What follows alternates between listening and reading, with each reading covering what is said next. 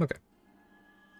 Last we left off, in a bid to try to find or create more jamming jam with the help of one uh, kidnapped scholar, Gonagratz, you were requisitioned to go to the Shadowfell to find some ectoplasm, which you did, traversing there with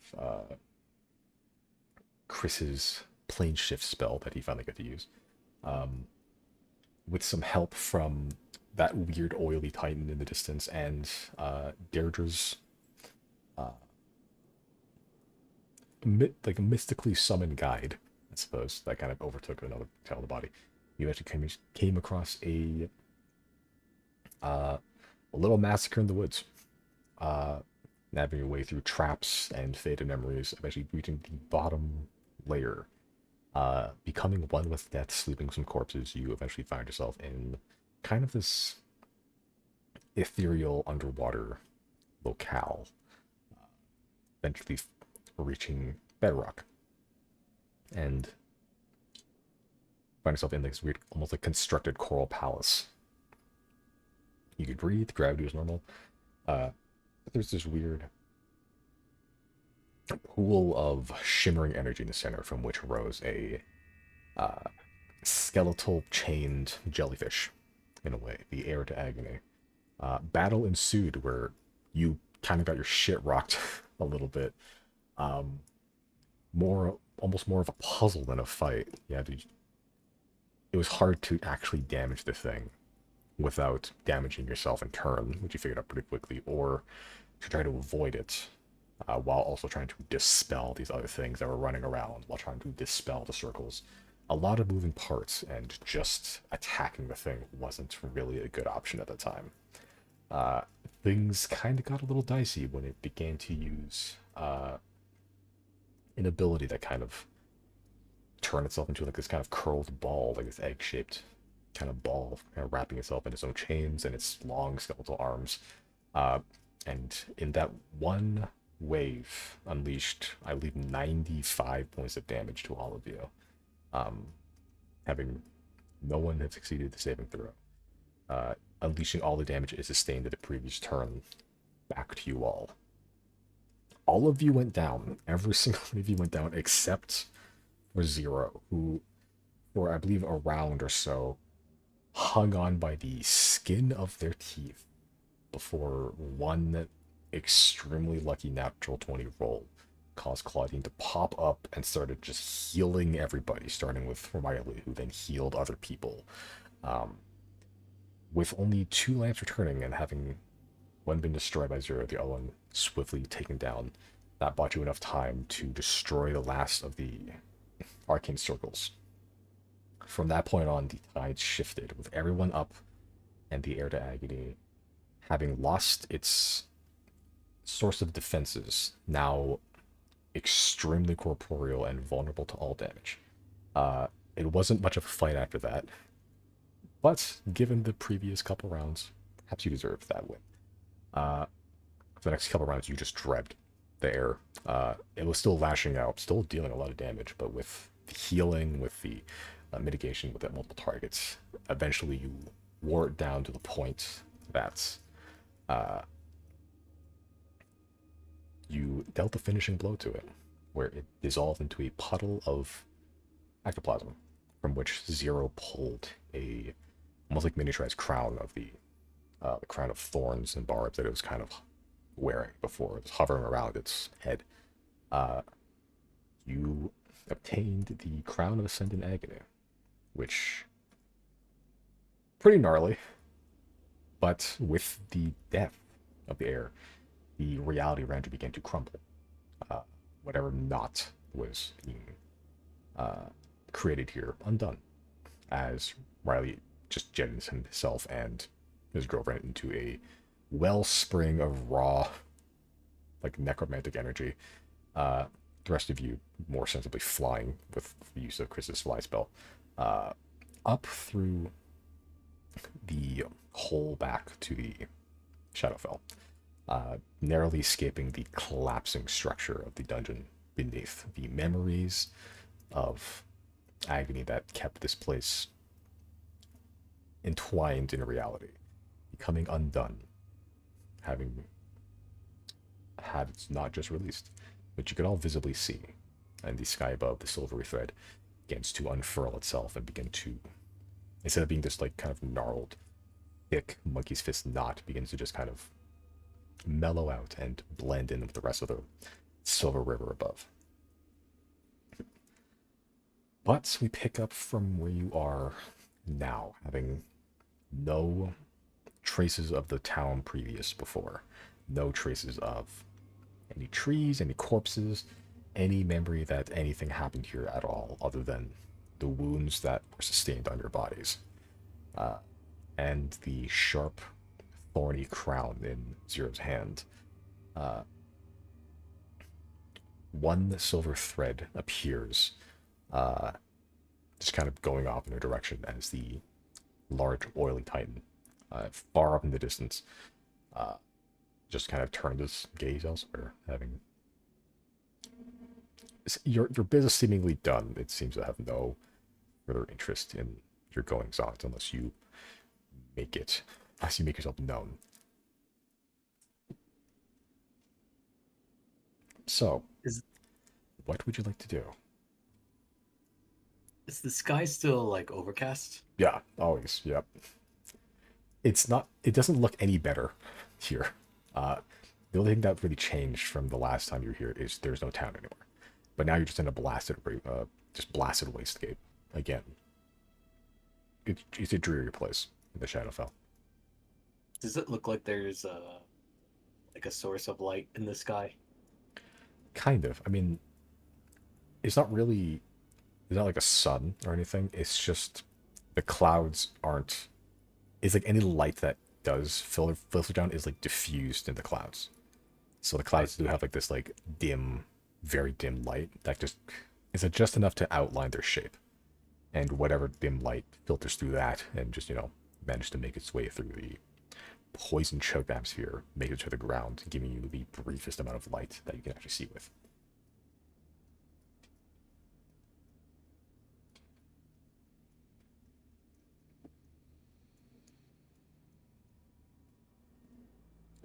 Chris, Zero, are you able to get us out of here right away? We've got what we came for. I look at Chris.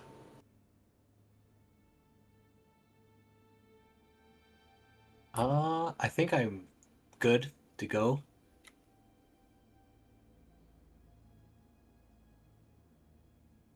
Can you get us back to Obethus?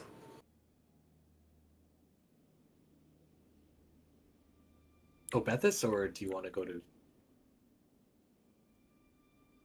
I think we need to probably find somewhere to bunker down and heal. Or just rest. Resting more than anything. So I was just saying Obethus because we just keep... We're regulars at that hotel at this point. I feel like the Golden... What's it called? The Golden Gala? Yeah, I think so. That was my first thought. I mean, we can also just go to the Dragon. It's up to you, but wherever. Anywhere where the air is less stagnant. I think my conjuration might run out.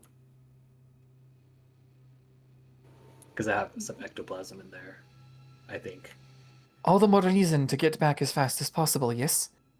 If you can get us to our plane, I can get us anywhere else. Yeah, I'm loaded with teleportation. There was a teleportation circle by the dragon, right? Yeah. There's one in the Dragon, yeah. Yeah, in the commission layer.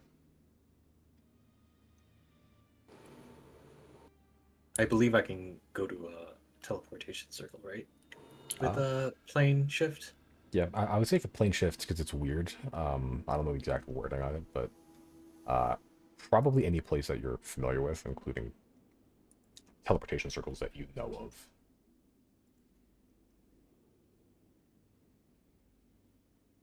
Okay, yeah, it says it in the spell. Yeah, so you could teleport straight to that teleportation circle if you wanted to. Wait, so are you taking us to the Polaris teleportation circle or the infected dragon? Which one are you talking about? Infected dragon. Okay. Just because I want to get the ectoplasm to Gondagrad's Yeah. before it evaporates. Yeah. How long does that conjuration last, actually? An hour. Oh, okay, yeah.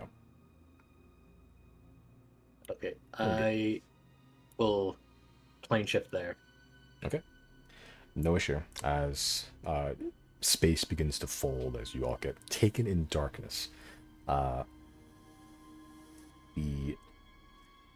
dry and desolate landscape of the Shadowfell, the almost like arid, poisonous smelling air, almost like sulfur constantly in the air, begins to fade as, in but a flash, you find yourself in transplanted from a poisonous atmosphere to a frigid one, away from any toxins in the air, away from strange titans, away from collections of agony. You find yourself safe, hopefully, in the lair of the commission, where you see a large construct bodyguard, a little apron, Doc, just guarding the teleportation circle. And you see everyone else there. You see blonde little share boy Kyle. You see Raxney Lucette. And notably you see Gonig Gratz, who is just all doing their own set of studies. They're all kind of haggard looking and looks like they haven't slept in some time, but you arrive without issue.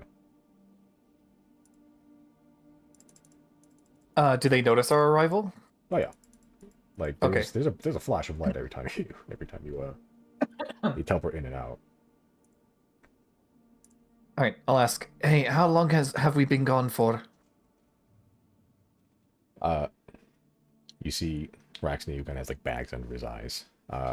Just kind of takes out like a pocket watch. Better part of a day.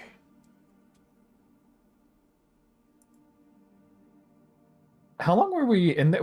There were 2 long rests that happened in there, right? One, if I recall. Oh, one. Okay. Or 2 short rests at least.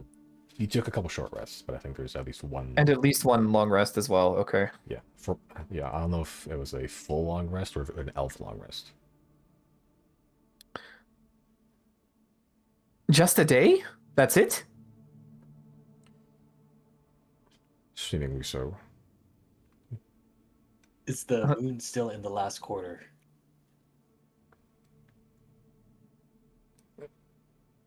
The moon has not advanced since you've last were here. I guess I'll turn to the group. It seems the time dilation between planes is, well, minuscule if existent at all. Good then, I guess. Yeah, we didn't spend too much time there. I'll walk up to Gonig. I believe I have something for you. Oh, yes. Me too. Were you successful in your your escapade? Yeah, we He'll almost died. point. Yeah, it was pretty bad, but we got a lot of it. You're just Sitting at 1 HP. yeah, like you all walk up with your respective bottles of ectoplasm as like Raxney are just looking at your innards becoming outards pretty casually. You look all beat to shit. Like some of you are dried and withered and bleeding. It's not great. As Gondograth kind of takes the bloody vials and the jug that Chris conjured. Oh, this is it's quite the collection. Normally for the academy, like each one of these vials would probably be, a couple 100 to possibly 1,000 gold to kind of retrieve for the gatherers. So Yeah, that price seems fair to me. This'll keep us, keep you guys stocked for a bit. Though it might take me a little bit to go get up and running. I'll get started with your permission, Mr. Lisette. yes, of course. That'll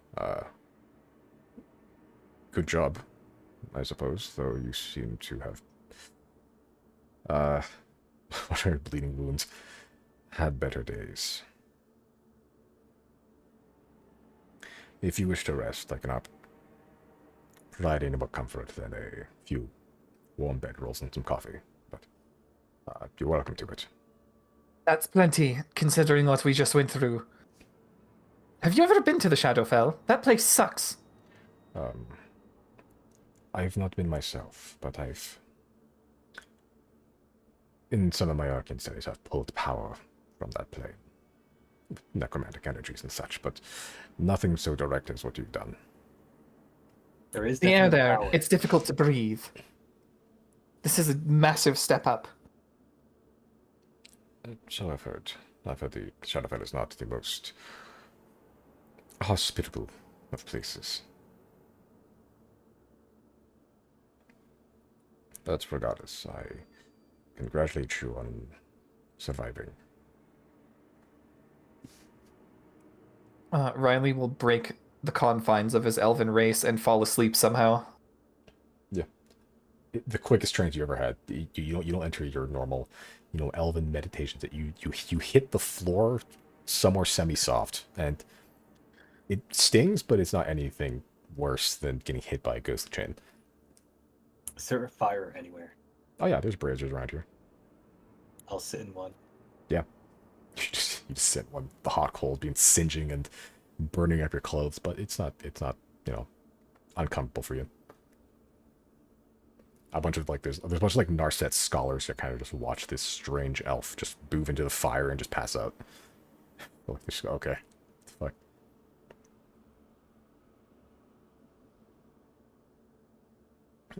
Is there you taking a long rest as well? Yeah, man. What the fuck? Why would I not? Yeah. Wait. Hmm? Here in the hole?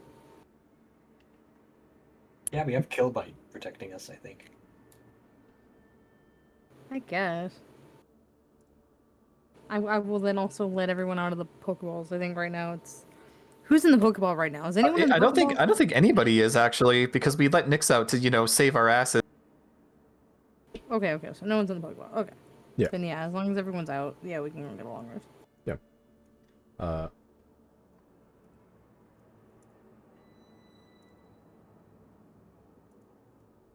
As you all find your respective bedrolls and just huddle up in the kind of small alcove that they designate as a sleeping area. You all, for the next couple of hours, fall asleep or meditate, whatever you like to do, to the sounds of a bunch of nerds doing their thing. You hear just rampant bubbling and cackling from Gondik Gratz too. Once he's into element, he becomes some mad scientist. You awake to seeing his shadow thrown over a wall with almost what looks like lightning bolts striking around him. Not sure how that's working. Possibly in the process of turning your ill-gotten ectoplasm into something more tangible.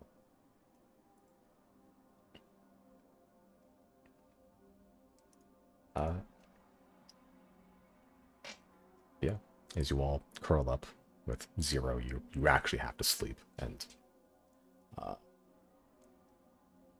Claudine and Nyx kind of cuddle up around your space as well.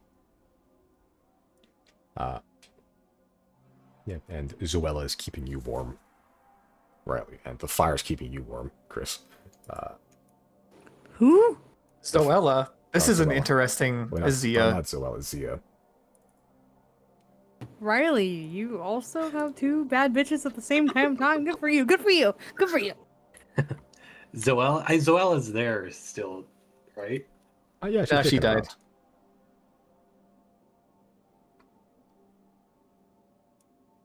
Yeah, no, of course she's kicking around. Unless she died off screen. That'd be hilarious. Zoella's around. She's just kind of there. She's been mostly facilitating. She doesn't speak Draconic or anything, but she's not a real researcher, so she mostly just does like some grunt work for Narset scholars and like whatever they, like facilitating cooperation, I suppose. No, she can speak through Celizazo anyway. Yeah, pretty much. Like they both have their own respective middlemen. Salazar being on the Narset side, Zuelo on this side.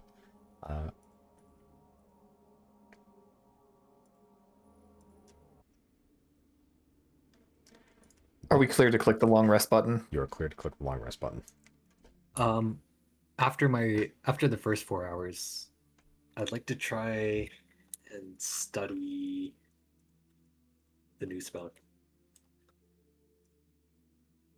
Which spell is this? Oh, the your new spell, the one you made. Yeah, Quantum Chris. Okay. It is. What level is it? 7. Okay. I believe you have, yeah, so you can start for the next 4 hours. You can begin, like, normally you have to have like a scroll or like a spell book to copy something down to your spell book. It's weird. You've created spells before, but this like came to you in a dream. This is less, it's almost less creating a spell and more like trying to remember like arcane sigils and ruins and figments of magic that are just raw and in materiam from a dream. It's like more dream journaling almost, as you're trying to piece together the sense that you made in your nonsense of the dream.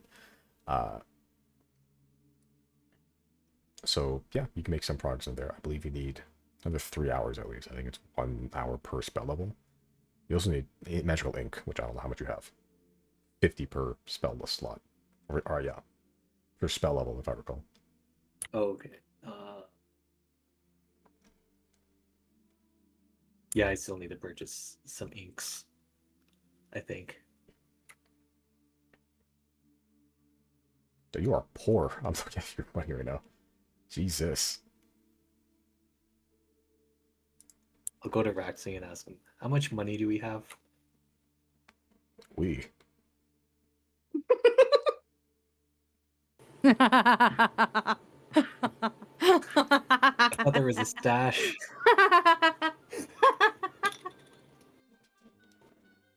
Make a persuasion check. Am I awake? I'm asleep right now, right? I'm getting my 8 hours. Yeah, you're asleep. You have 4 hours to go for. Lord! Just know, Zero would be laughing. Zero would be cackling right now. He sort of looks at you. He's tired of shit and he hasn't slept this entire time. It's just looking like he's poring over research notes as like you go over like how much money do we have. He kind of looks at you, just tired and done with shit, and he kind of goes, "What do you need this money for?" I need it for a special spell.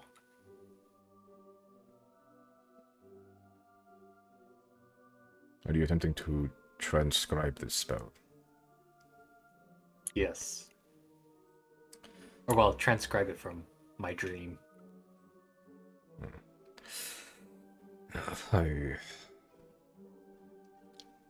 Yes, I'm aware of the monetary toll that creating and transcribing spells can be. I have a small collection of ink suitable for the task, but the stash, as you call it, is more reserved for other things. One moment, as he kind of begins just kind of rummages like through his like coat pockets, basically, and pulls out a couple jars of they look like a different brand.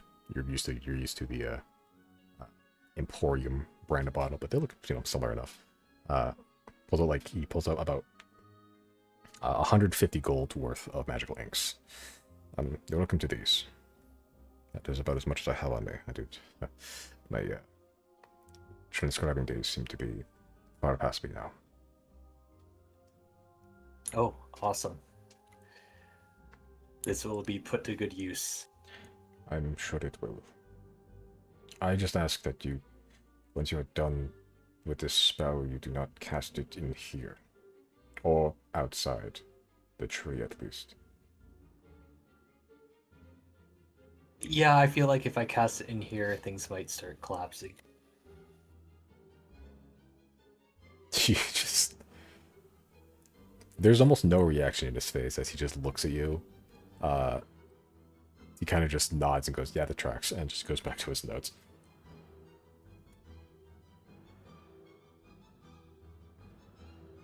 How much more inks do I need, or is 150? That'd be enough for 3 spell levels. So if you have, I don't know how much you have on you right now. I have 79. Gold or worth of ink? I don't know if you keep track of Oh, your gold. ink. Gold. So 59. So that'd be enough for, if you go to the Atneys, you can buy another 50. So then from there you need 3. You need 100 feet more after that. Because you'd be 4 spell levels up. Actually, hold on. Let me check one. I think you actually might have copy conjuring spell into your. Is this a conjuration spell? It is. It's halved, so it's actually. If you go to the Atneys and pick up another bottle, you actually might have enough for the whole spell. Then you just need time to do it. Okay, and how much time would that be for 7th level? You did 4 just now, so another 3 hours, so another long rest or so. Okay. We can go to the Atneys and I'll buy another one. Yeah, easy enough. And I'll go say Grolop, who the fuck was it? The Orville. They're happily there to sell you some ink. Rollup as Orville. I was thinking of Grung, his race, his Grung, so like Grung, Grolop. I made too many NPCs over 8 years.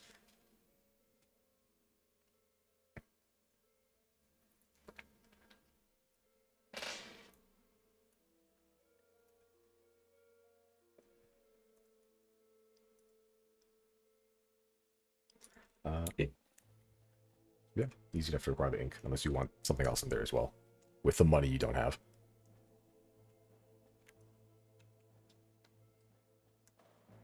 I'll ask Orville, do you have anything on clearance?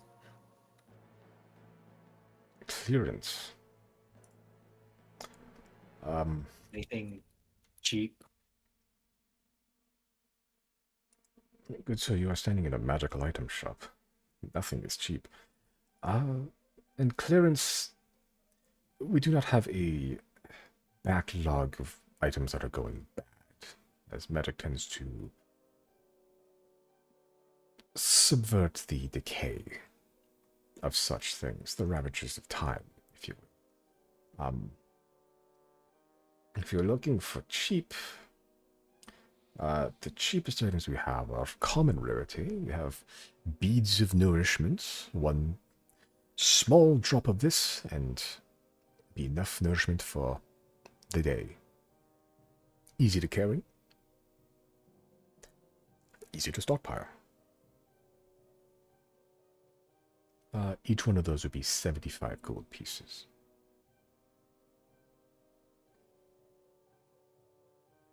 Of course, we have potions of healing, of which you are quite familiar.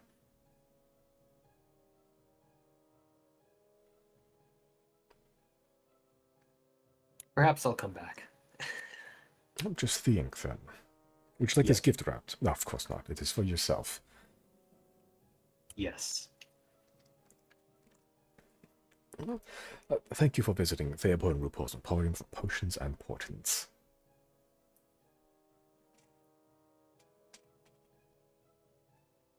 And I'll head out. Okay. Yeah. And from there, begin to, with ink and some time on your hand, begin to feverishly write down and note everything that you have for everything that you need for scribing down the spell. By this point, Riley, you are awake, if you would like. You want to do anything in that time? No, Riley's gonna stay put till Z is up. Yeah. As you lay supine starfish style. eventually time passes and everyone with a normal sleep schedule arises. You rise to the smell of brewing coffee and scholarly chatter and some like tea and like some biscuits that they're just dunking in. The nerds are having, it seems like a predetermined break time. See a bunch of desert scholars in furred robes just kind of casually conversing with each other.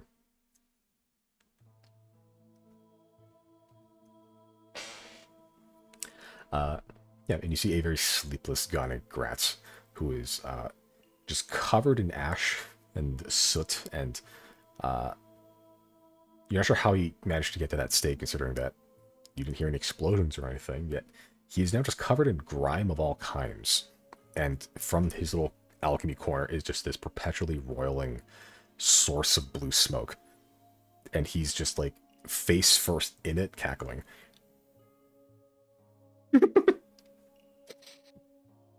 Not loud enough to wake anybody up? In the state that you're in, no. Is it giving off any smells?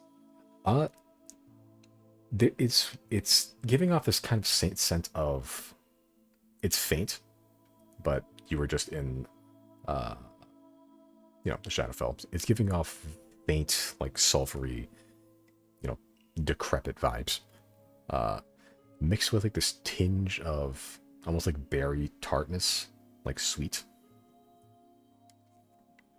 They are very conflicting olfactory senses.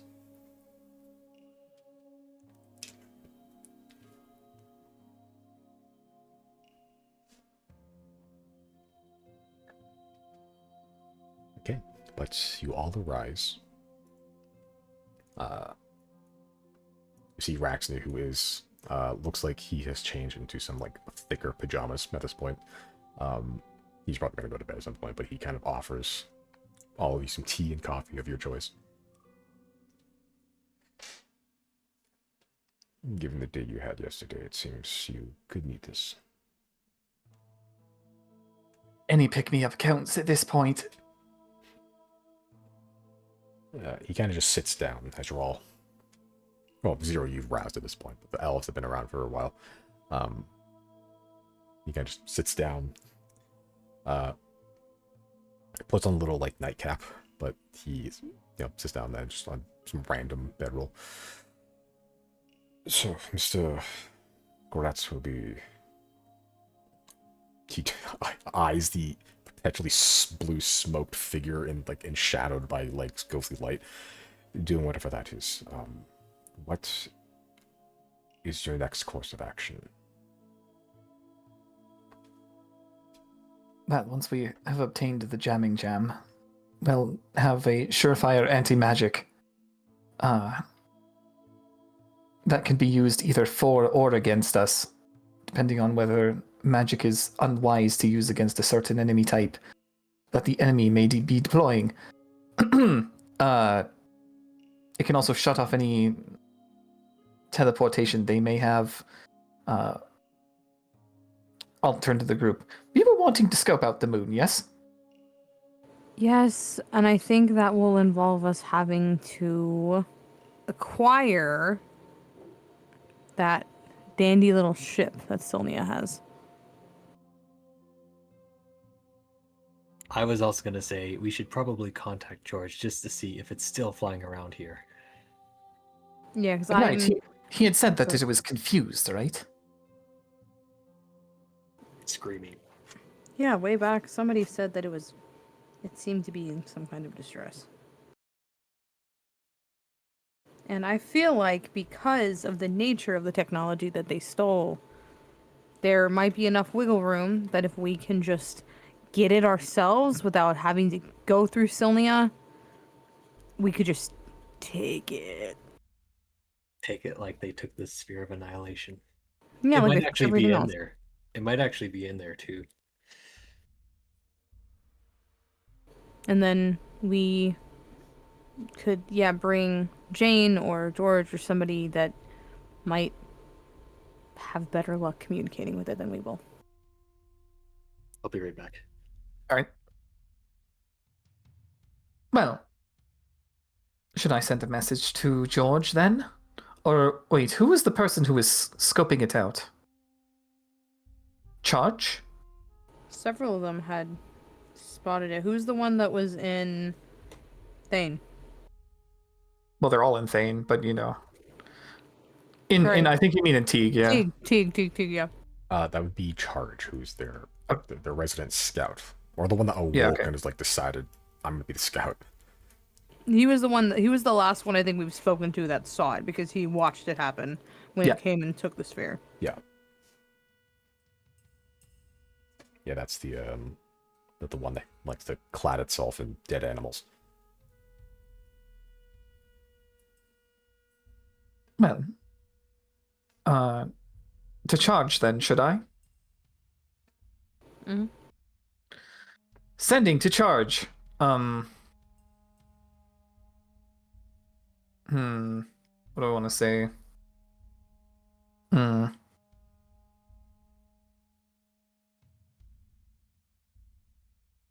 Is our friend the ship still lost and confused? Is our friend the ship? I can't believe all of those were one syllable. Still lost and confused. We're thinking of ways to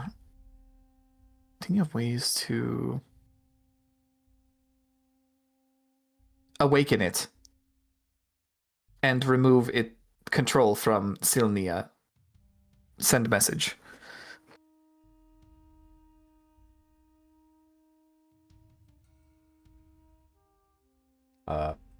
You get back pretty promptly. You don't get a sense of these things. You get to sleep too much. Yeah, Charge. It's still kicking around. Erratic as ever.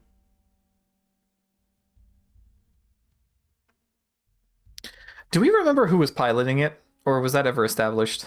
There was a Never. pilot. We don't know if because what was her name? We don't know anything. No, we know- know.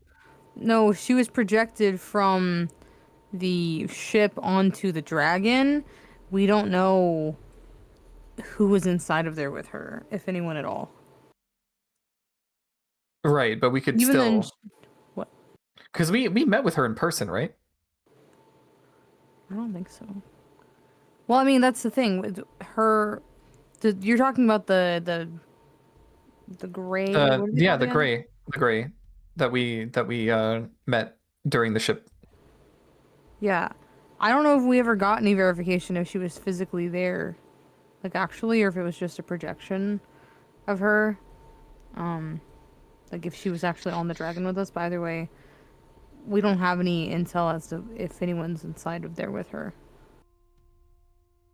I don't see why they wouldn't be, but I'm saying we don't know. Well, I mean, if it's just her, then I could probably send a message to her as well and be like, "Hey, so have you been trapped in there?" I don't think we should tell them anything. No, even if it's the pilot is trapped in there and has been for a long time. I mean, why would they tell us anything? To get out so they can like eat and exist again. I mean, I doubt they're trapped in there. No, they wouldn't. I don't think that's how that works. Yeah. Well, you never know. Yeah, If the ship has been rogue for who even knows how long at this point? How many days has it been?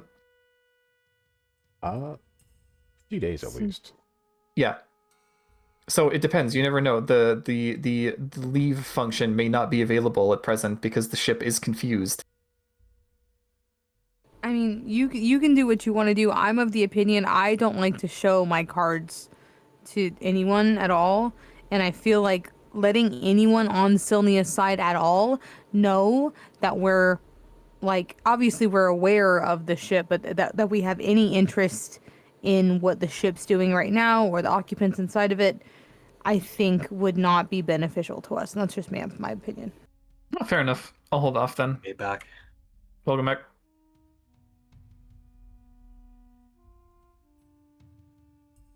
What's happening? We're just discussing game plan. I wonder how much jamming jam he could make us. because I mean, I probably not a lot. Like, it's never been a lot. Anytime he's made it before in the past, it seems. Um, because even jamming jam in this case, I think would be an interesting thing to utilize. Maybe not. Maybe not if the invaders, on the invaders, excuse me, if the uh, apparati, I don't know, if the apparatus's technology isn't really magic technically, especially that version of it, it might just be technology. Never mind. Yeah, no, we know that magic is what allows soul to be present. I think because magic was the first step into enlightenment, and then the second was the soul. I wonder if we could convince, because at some point we had already had Kef on our side, and she was willing to help shoot the fucking airships out of the sky, or like sink the ships that were on the sea when Sylnia was coming to collect their train. And she basically told us like, you've one chance, and she would help us do that. We like had, I think, had to roll persuasion. I wonder if she would be willing, where she is in Thane right now, and if she would be willing to help us get that ship down to the ground, because she controls like chaos level natural disasters, and if she was able to fuck with it enough to help us get it down to the ground, we could then just swarm it and take it by force that way. My personal opinion, I don't want to give Sylnia any inkling, any warning, any heads up that we have any interest in the ship, that we're monitoring the ship, that we have people on the ground that know the ship's status right now. Because the second that Jarnhat just gets any hint that we have interest in the ship, I think he is going to tighten the reins on our whole agreement and call for a meeting, or we'll see way more grays present, and the things will get more tense if he has a warning. I don't want to give him a warning, is my thing.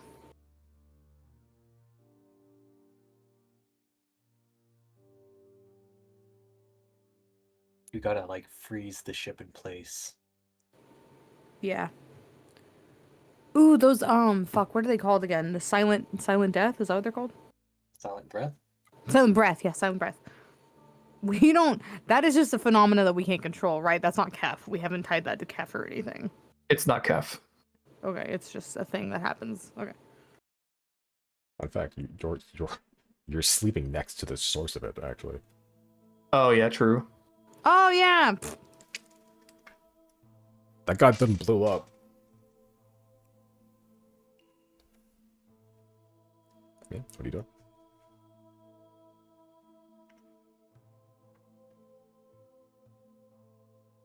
I think we need more time to play. I support. How much? I guess I have got all my spell slots back. I can also do sending and see if I would imagine all of the. What are they called now? They're not called the apparatuses anymore, are they? No, they're called the receivers. Receivers, right.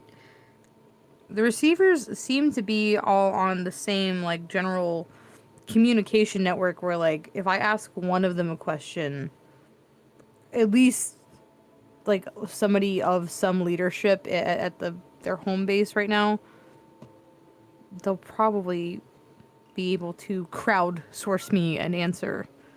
Like if we, I'm gonna, okay, yeah, I'm gonna cast sending, and I will send it to George, and I will say, do any of your scouts? I mean, because well, what did Charge tell us? Charge just told us, oh, he's out there, he's around. Yeah.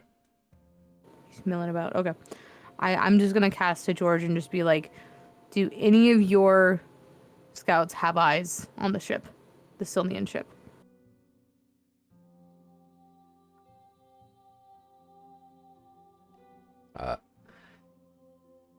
And you get back pretty quickly. No, it does not seem to be around for very long.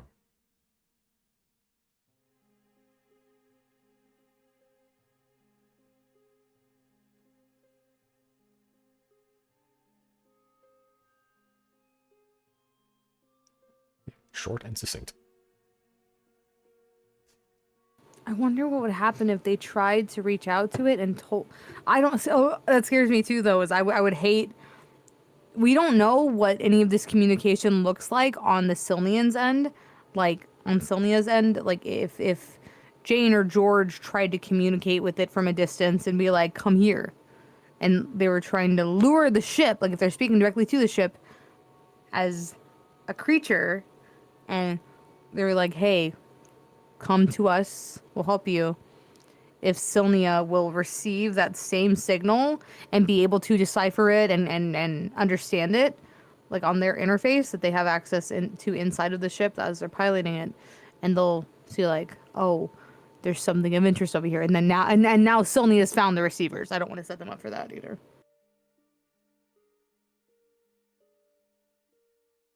Actually, it's a creature. Can I scry on the fucking ship? You can try. But wait, that's not gonna tell me exactly where it is. I mean, it'll show me if it's over Spain, I guess, but I think you have once. This idea seems familiar. I think last time I deduced just that it was over Thane, right? Or something. It was over the sea somewhere. Okay. I'm gonna use, my scrying eye, and I'm gonna try to scry on the ship. I want to try. I mean, I guess beggars can't be choosers, and I'm attempting this at all is gonna be a feat because I don't know. It's technically a creature, and I've technically seen it before, but I don't know. I want to try to scry on the inside of it. I don't want to just scry on the outside.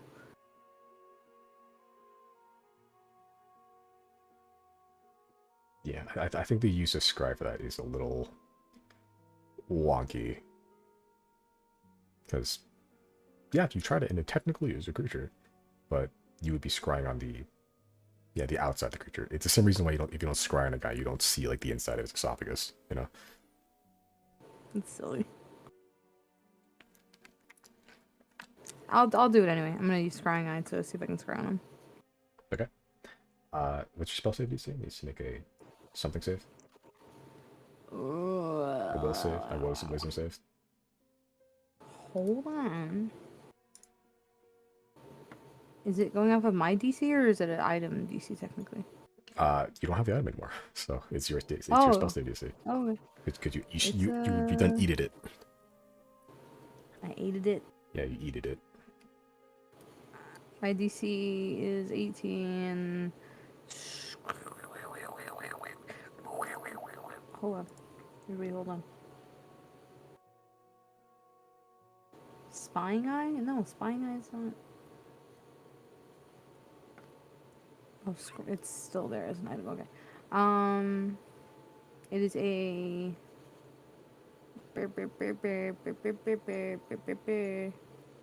Guys, don't hit me. I'm sorry. Okay, so on the old handout you had of it, it says the DC is 17. My DC is 18. Yep.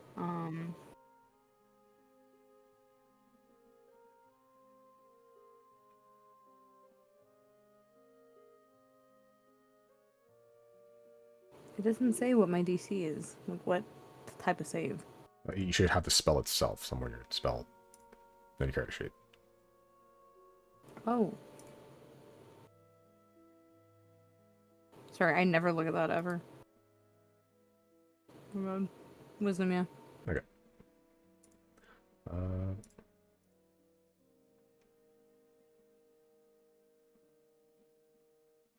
Okay.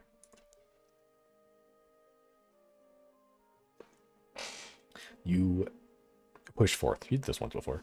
And try to focus in on the ship. Try to focus on that, its weird arrowheadish shape.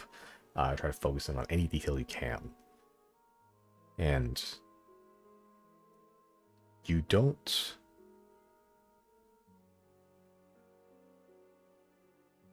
It's not that it's not there.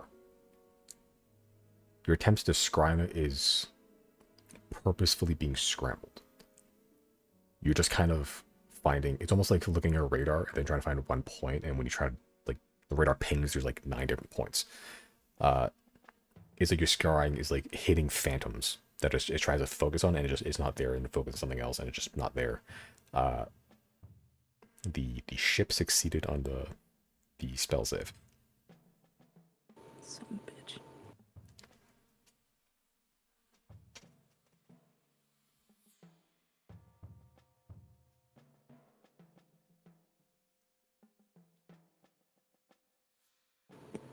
I'm just gonna shrug to Riley and be like, "Well, I can't look at it, so."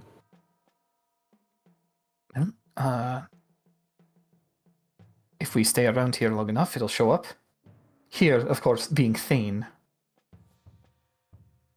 We have a dragon. It can go fast.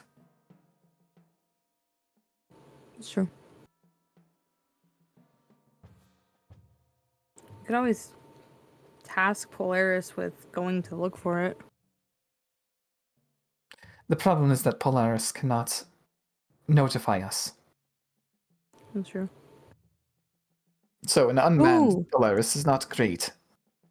We could go pick up a receiver and park them on Polaris, and then they could communicate with us via the sending stone.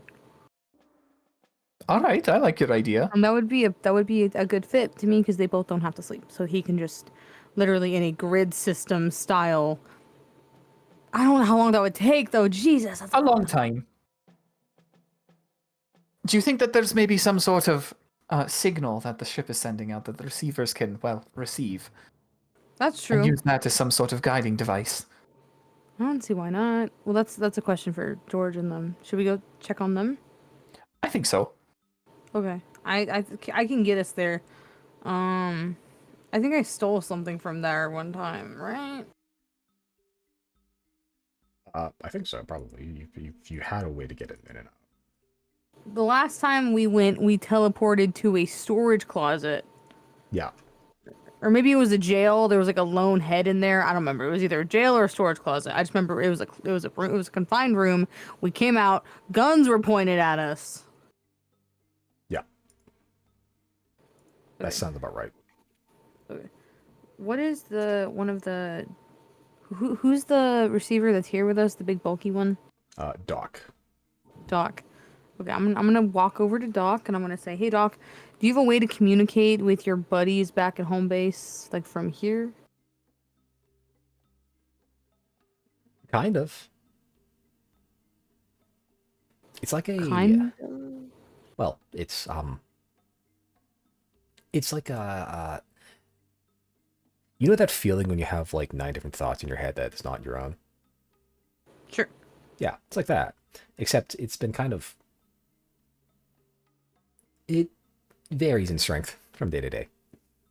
Weaker some days, stronger some other days. It's unreliable. I'm not the scout, so I don't really have a like a pulse on that kind of thing. Oh, okay. You're not equipped for that as much. Okay, that's fine. No, That's fine. charge would be. Is Charge here with us? Charge is here with us. No, charge is kicking around. So you have Doc and Killbite here. Charge is the one. I'm stupid. Charge is the one by Polaris. Okay. Yeah. Okay. I'll just get on the sending stone. Who's on the sending stone? Is it Jane or George? I believe it's George. Okay.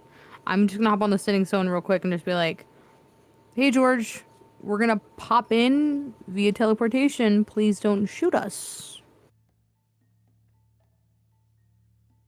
I have notified all the receivers that you are allies. They know your faces.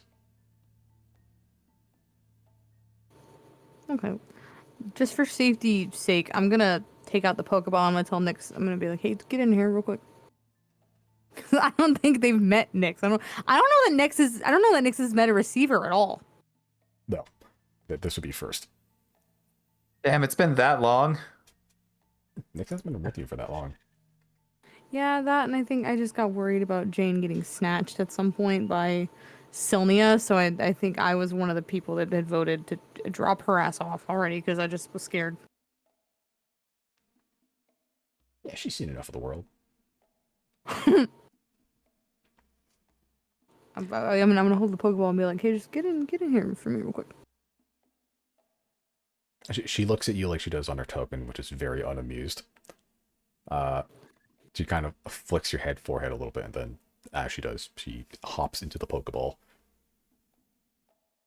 I will just hold the Pokeball out to my mouth and I'll say, I'll let you out in a second. Just give me a second. I thought you were And saying then you're I going to will- shake it as hard as you can, but... No!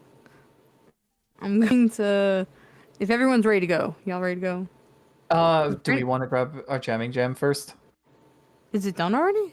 No. What's that boy doing? He's in the midst of... I'm a roll, actually, so good he does. Whether if he rolls poorly, he won't have Jam right now. But he might have one. He may have one vial. He rolled a natural 20, actually. That is so sexy of him. His clothes have flown off his body from the force of the ethereal smoke.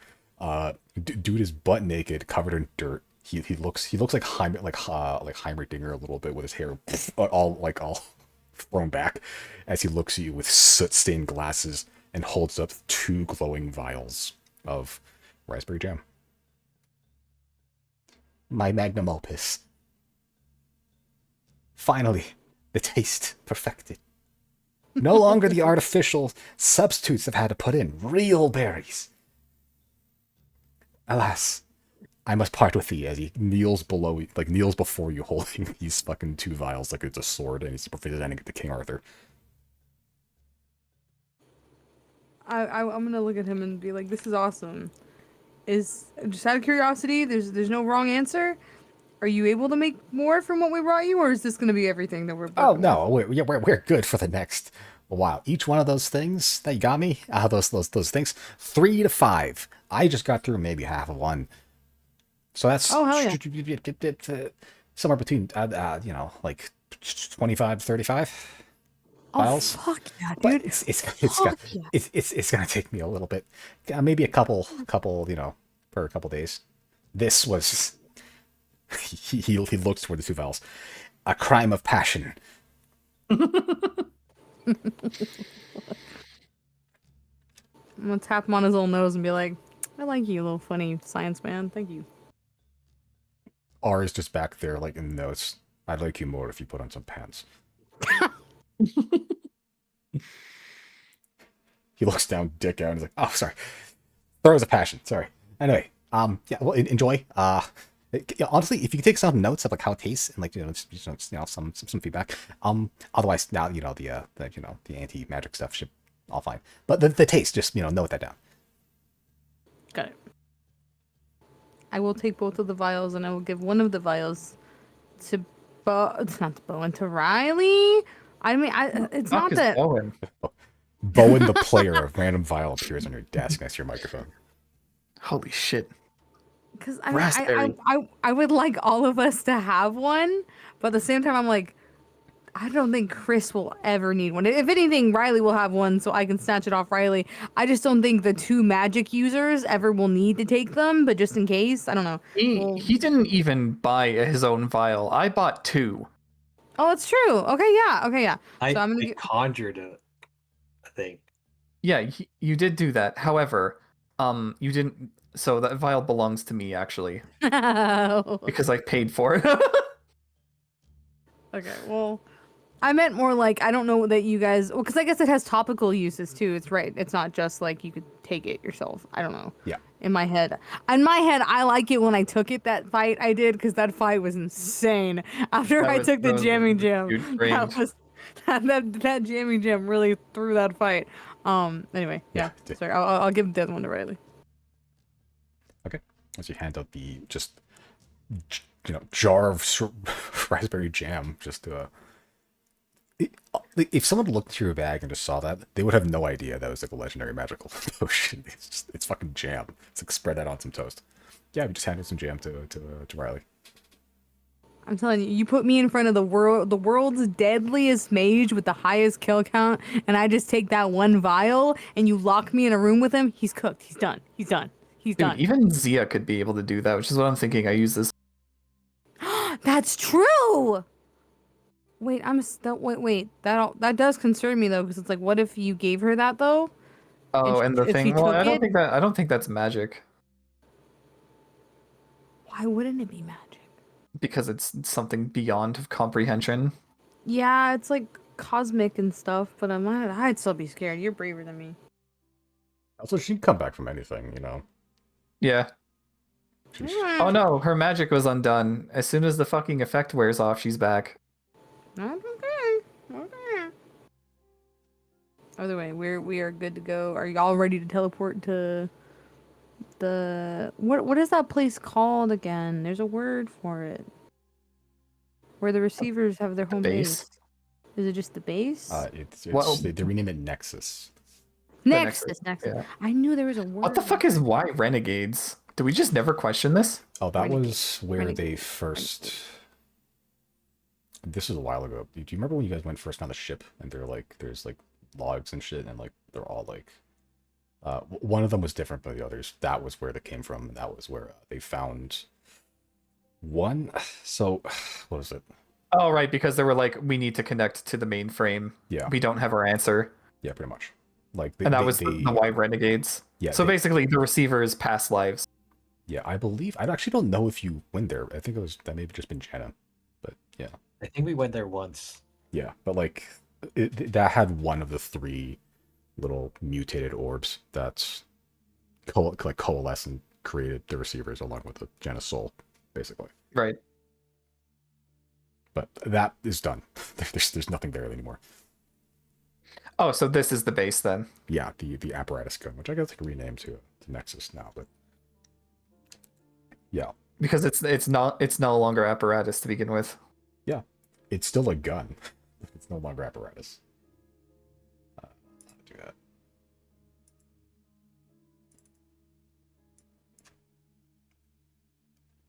Nexon. No one deserves Nexon. There we go. Cool. Okay, so you're teleporting to Nexus. Yeah, to that storage closet. Yeah. As you do, just in time for R to put on his little nightcap and go to eat. Yeah, you teleport, encasing you and your compatriots in shadow to teleport into a dark ass storage closet.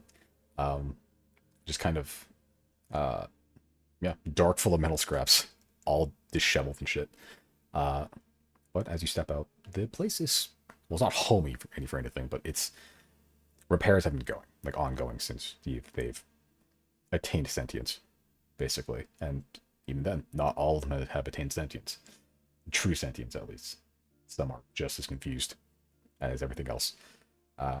But the more time passes, the more receivers awaken. Same with George, same with Jane, same with Doc, Charge, Killbite. But before you just see a bunch of like disparate robots kicking around.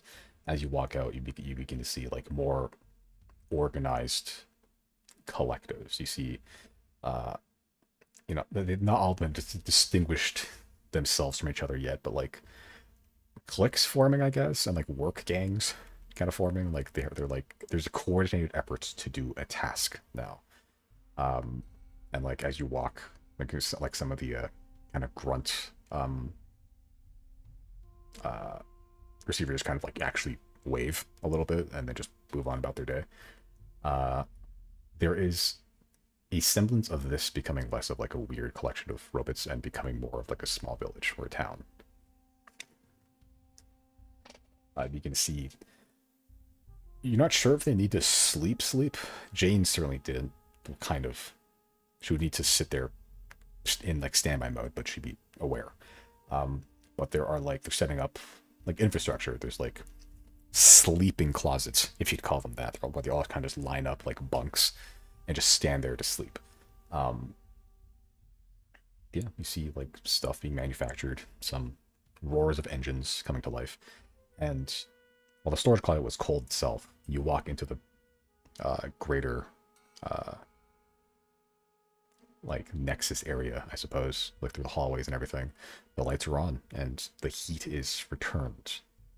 Some of the pipes been restored, and you see like kind of like the red glow of something like underneath all the grates and stuff.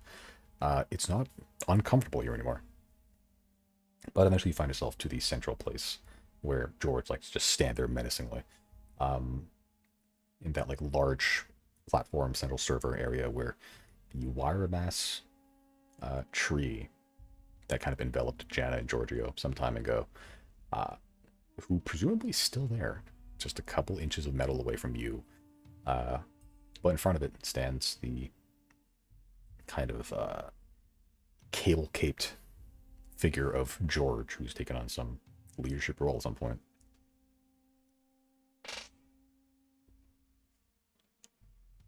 Hello. Greetings, George. You have come to inquire of something. Would you like to step outside? Oh.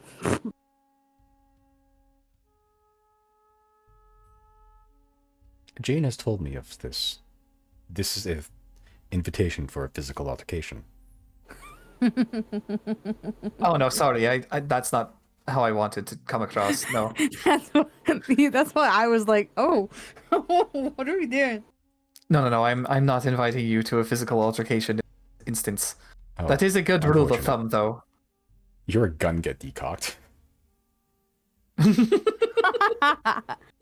What may I assist you with then? We are attempting to find the rogue ship and perhaps make contact with it and awaken it. We don't know where it is right now. But we do have a dragon who can fly very fast. Our dragon, however, does not have any way of contacting us should he find the ship.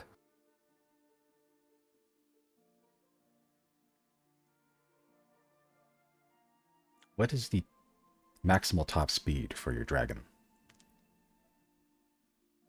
Riley just kind of shrugs. Fast? Not too fast. He's got a house on him, so... Certainly faster than any of us can go, though. Simon, what is it? If I casted haste on him, does Polaris goes faster, right? For a minute, yeah, then he'll plummet for a round.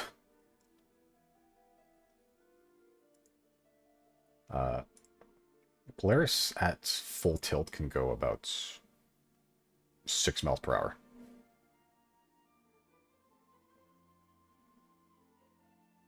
See, when you say it like that, that's kind of slow. It's a winged creature. It's fast in short bursts.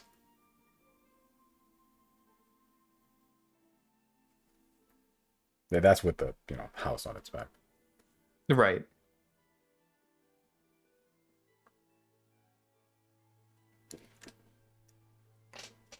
For context, walking on foot is about 8 miles per day.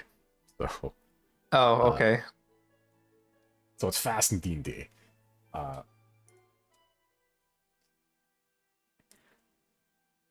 Yeah, George Sano looks. You wish to borrow one of the receivers as to become a relaying center. Well, not simply one of the receivers. You, George.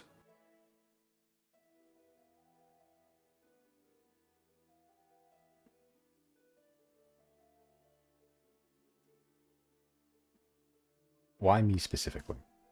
You possess the rock that allows us to contact you, and vice versa.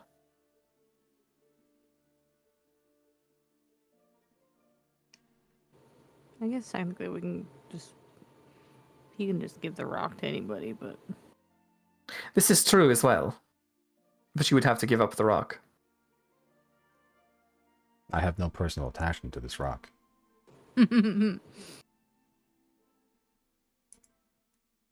I do not believe it would be wise of me to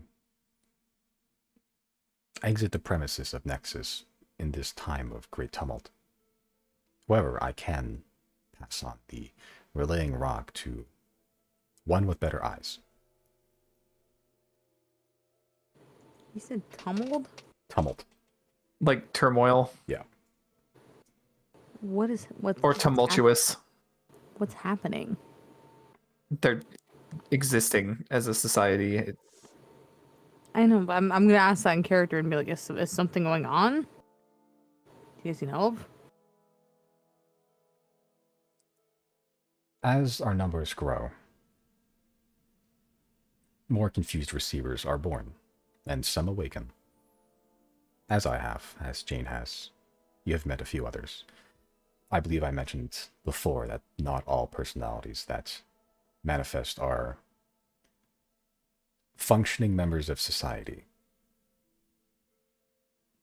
I have This taken is- on a role of judgment.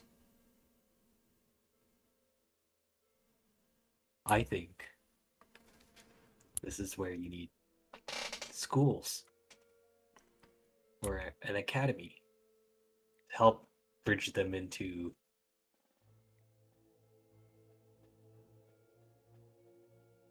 uh grown receivers, I guess. This was Jane's thought as well, was taken on a role of nurturing. Newly born receivers are brought to her first. She seems to have a easier time connecting with this new side of us. It is mostly successful, but not always. Some personalities are simply too volatile.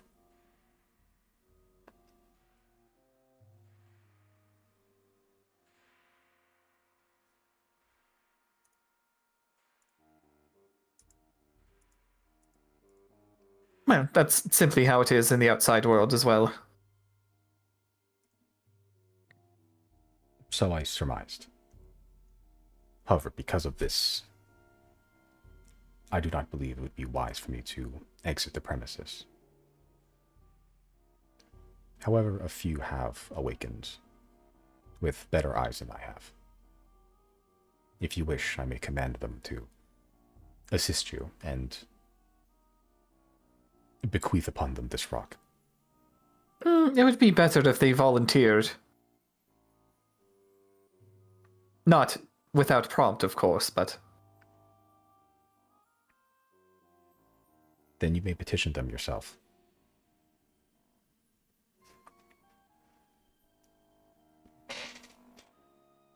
Seek out the Deadeye Lancer frame, denoted by a large shield and a rifle-like arm. It will have blue tubes running from its head to its chest. It has sustained a head wound. wait, I thought we were looking for somebody with better eyes. The one eye will suffice.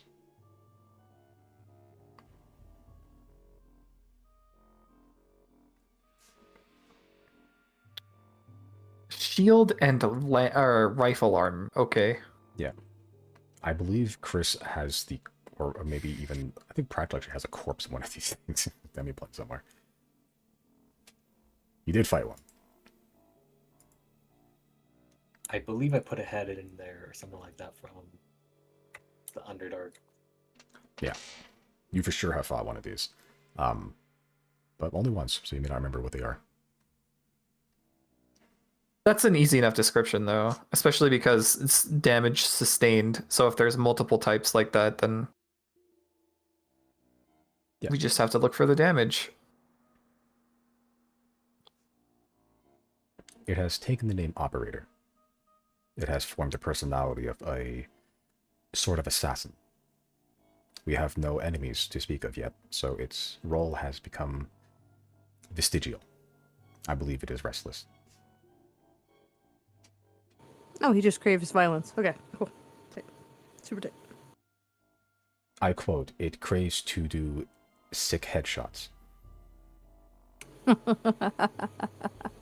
Well, when all you have is a rifle, everything looks like a target. You may find it outside, shooting at wildlife. I have told it to stop, as the gunfires will possibly attract unwanted attention. That's very true. Chat, should we take him with us? Was there another candidate? Sorry, let me ask that question. Was there another candidate? There are other frames like it, but they have not awakened. They may try to spot it, but they may not be able to contextualize what they see. Ah, so then the rifle has a scope. I believe it's built to be originally as an apparatus unit, a long-range combatant. Itself is the scope.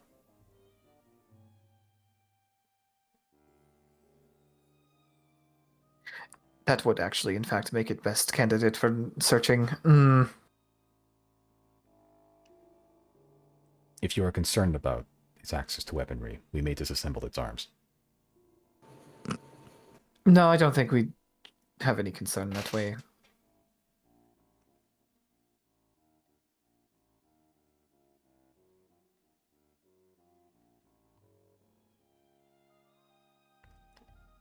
There are also a number of other Watcher frame units that have awoken.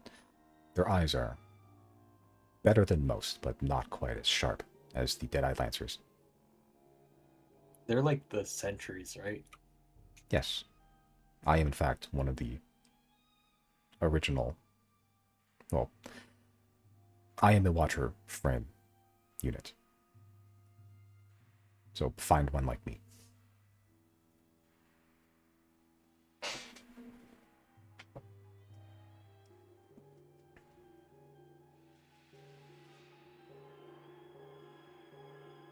Ultimately, the choice is yours.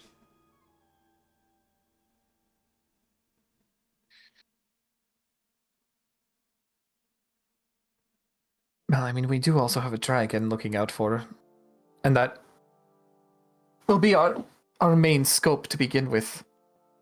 I can't imagine that the ship is hiding.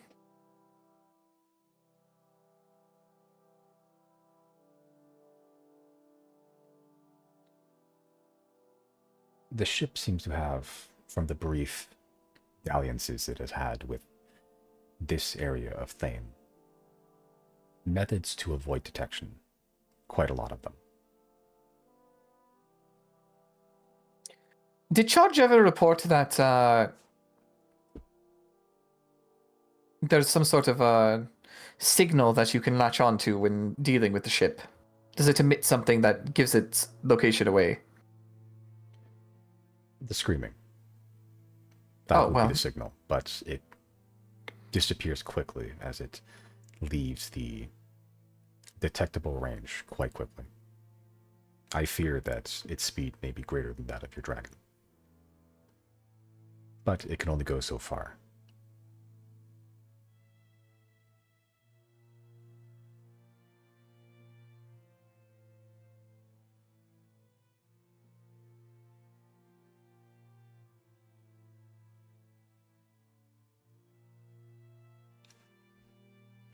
So, which will it be?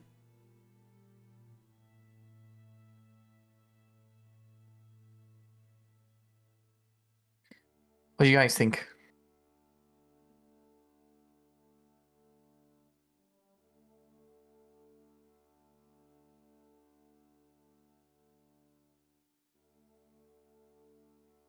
He's faster than Polaris, so... Is our movement speed, whenever we're flying, still just our movement speed, Simon? It's Because we don't have a 60 fly feet. speed, so we I just... think it's what? 60 feet, like if I cast it. Yeah, the speeds in, like, overland speed and, like, combat speed are different, technically. In combat, it's assumed that, like, there's, like, fast, like, jolty movements in the heat of combat, whereas, like, the overland speed is more like a casual, measured pace. So like this like you like taking your action to dash and double dash would be like a full tilt sprint. You can't really do that for like 8 hours. Polaris might, but he's also slowed him by the house. But at the answer question, they're two technically separate speeds. Like you could have like a speed of 500, but like you still can only go so far. Not like overland. Technically, I guess Misty Step isn't like casting is instantaneous. And it goes 30 feet. So technically I can do it like every second. Every 6 seconds. Because that's the time it takes to cast the spell. Or, you know, or close to it. Bonus action, quote. And then what's your fly speed though? Wouldn't matter what Fly, his like if first I cast it, was. is 60 feet. Misty Step is 60 feet? No, That's 30 feet. fly is 60 feet. Oh, I see. Fly speed. Per 6 seconds, right? Yeah, for one action. Right. So it's actually using Misty Step is slower. That's true.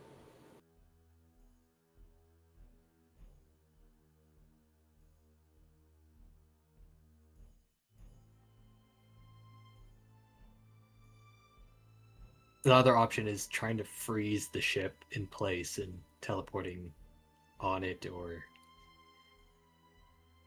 even Oh yeah, because you can teleport stop in it. time. You can stop time. I have Dominate Monster. I don't know anything about either of those. I don't know how those work. Like, are those? Would they have to be used in tandem, or like different? These are Well, different? no, they're one or the other. Okay. I could do time stop and then Pratchell's Monstrum Translocation and try and summon someone up on there. How long does time stop last? Like, how much time do you get paused? How much worth of pause time do you have to work with? 1d4 plus 1 actions, I think. Oh, that's a good amount. What the fuck? So, a minimum of one action, which would be a spell.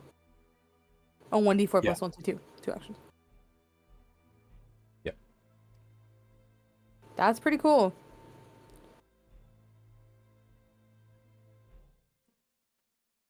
And what does yours do, Braylee? Boone? I take control of it, basically. And what would the range need to be on that? Ooh, that's a good question. I think the range is I can see it. Oh, No, it's 60 feet. Never mind. I have to be really close. I wonder what, if any, detection they have on like invisibility and stuff like that. And we do know it can cloak itself. I was about to say we've verified that at some point, right? That it can like be undetectable entirely. Yep, that's the whole thing. Like with its Sylmia.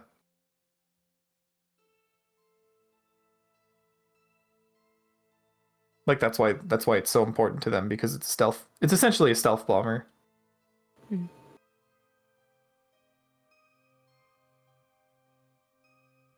So let me think. And Chris, what does your spell do? You said monster translocation?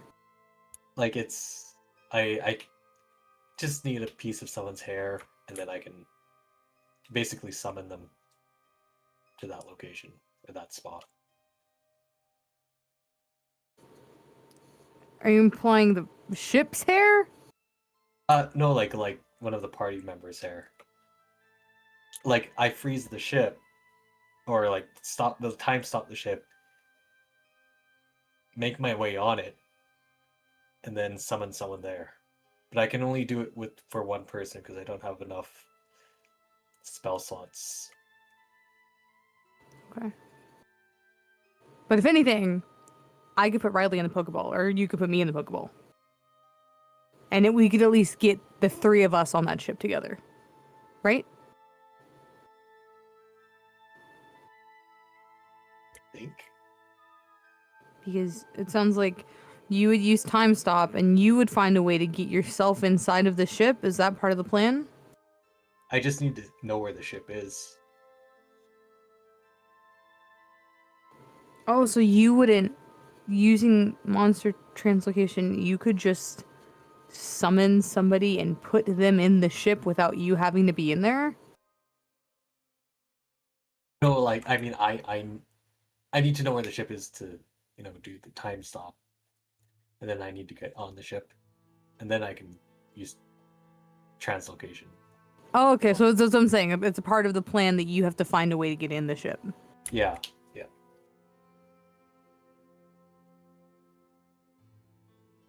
I wonder if we can pay somebody, or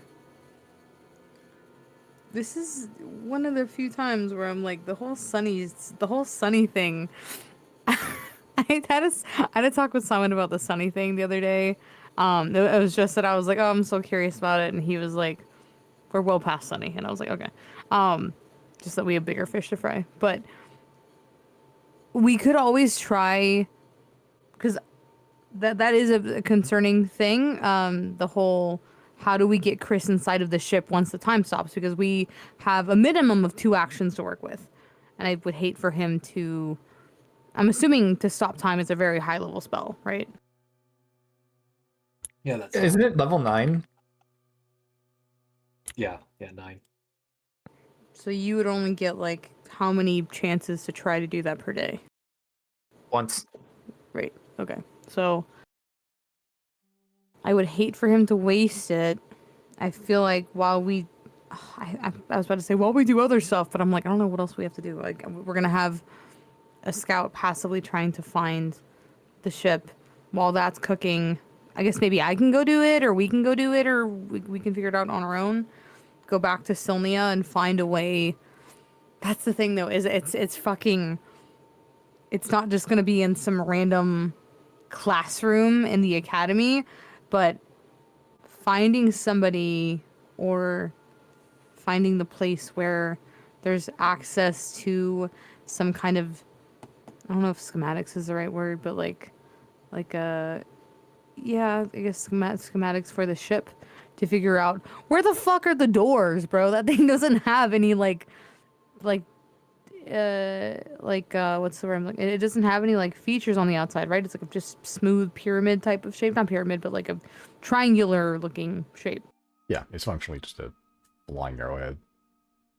Right. Like, so there's no obvious entrance point that we've observed. No.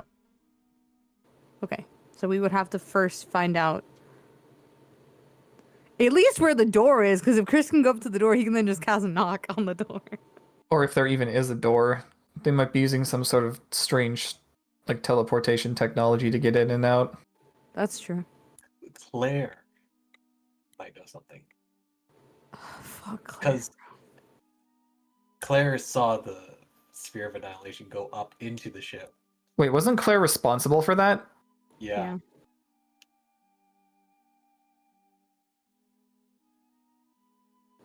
If it goes up into the ship, then it might just be as simple as the doors on the bottom, which is fine, but Chris can have my magic carpet for that. I think the magic carpet also has a flying speed of like 60 with 1 person on it. There's also that military testing area in Sylnia. The one on the map? Like the gun range one? I'm not sure if that was it. It was like the testing area, like in the south.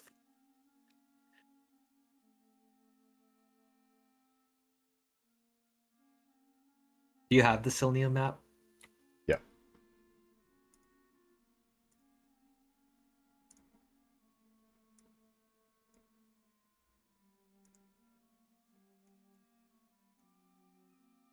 Yeah, the explosion zone. I don't think it would be there. I think if it's somewhere... If it's not just, like, in Jarnhat's possession directly, which I guess it wouldn't be there either, like, in his office or something, but, like, I mean, he has possession of a Claire that can control it, so...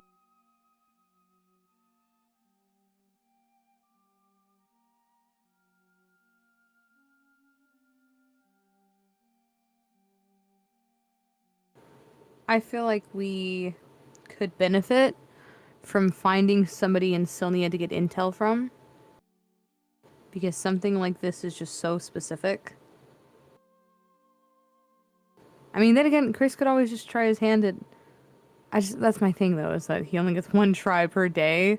And after we do it one time, I fear, depending on how badly it goes, it could backfire in our face. And Sylnia, on the first try, they pick up that we're trying to get in.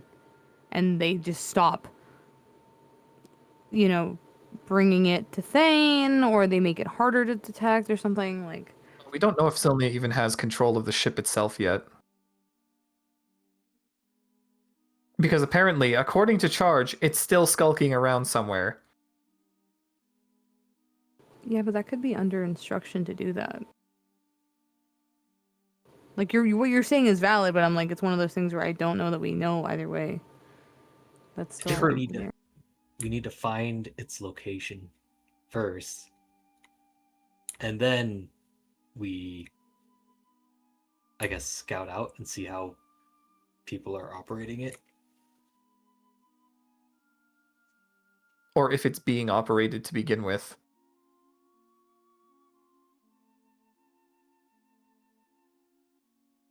I don't want to put any of the receivers at risk of getting captured by Sylnia, because that's, like, I think top 10 worst things that could happen in this campaign right now is if...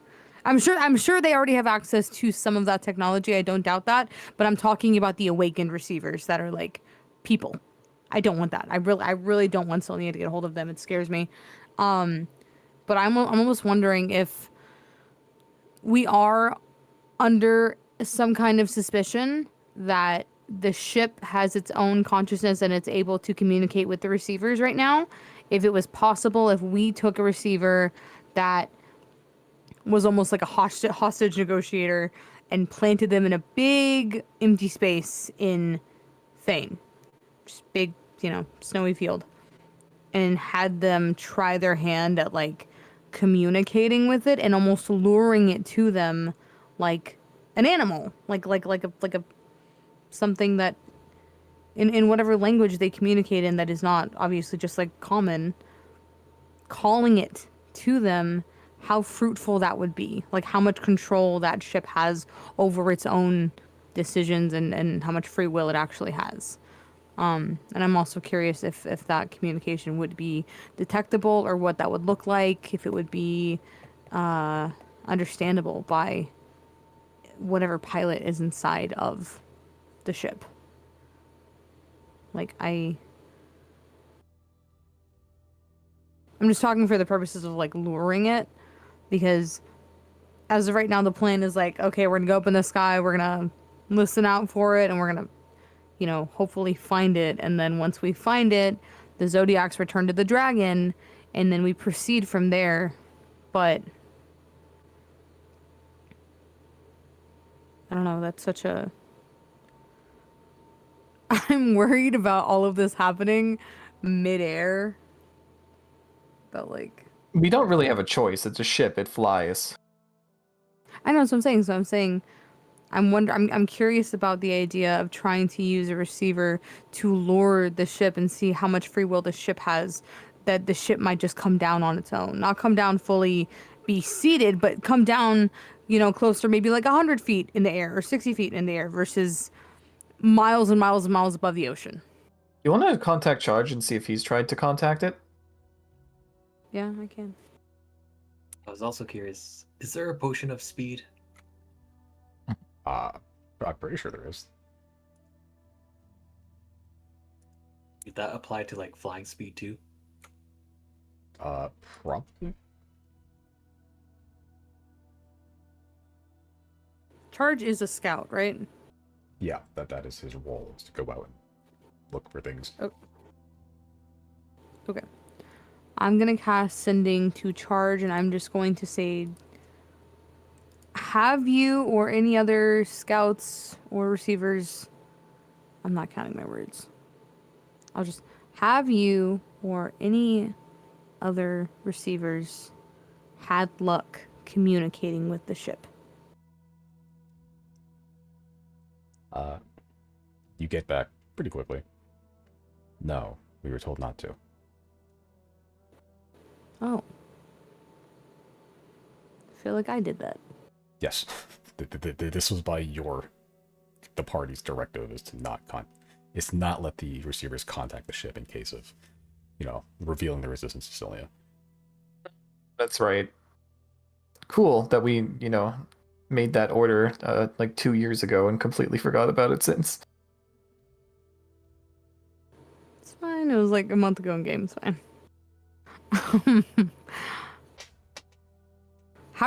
Riley, how do you feel about the idea of using a receiver to lure the ship potentially?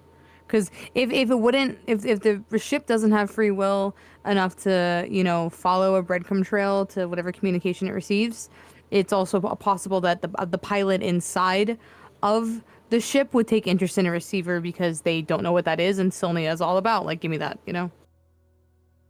Well, we'd have to be present for that. Which we would be in this scenario, I think.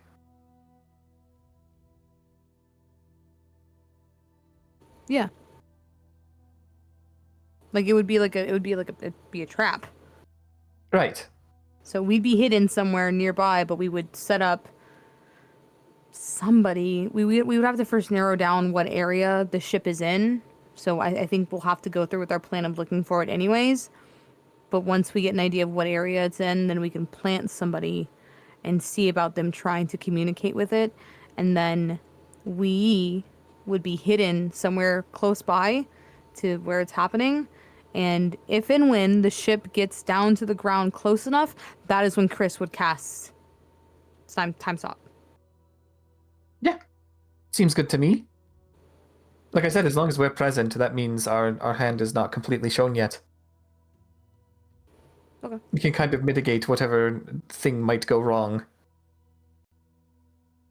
Yeah, time stop would only work for me. Like I would be the only one to experience it, but Yeah. I'd have to get on and then, summon someone there. Yeah, I'm trying to arrange it to where you're not having to try to board the ship above like the ocean. I'm trying to see if we can get the ship over land and then potentially lower down and see how not malleable, how much free will this ship has. How close down we can get it so we can communicate with him down here. And then, yeah, you would stop time, and then you could... But yeah, potentially, if there's just a door at the bottom of the ship, we really haven't had a good look at it, you can just cast knock and get inside that way.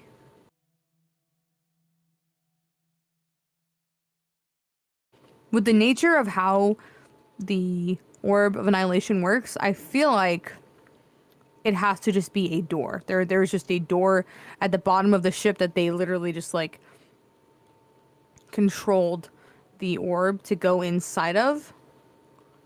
And they didn't like, oh, we teleported it, or we did this, that, or no. She shrunk it, right? From what you were told, or what you've seen, really, it was just like, what you were told happened through evidence. All the evidence you have is where the sphere of annihilation was. There's a hole drilled from the top of the tunnel to the outside, or vice versa. And at some point, Charge was in the area and saw light come from the sky at some point, in above the city.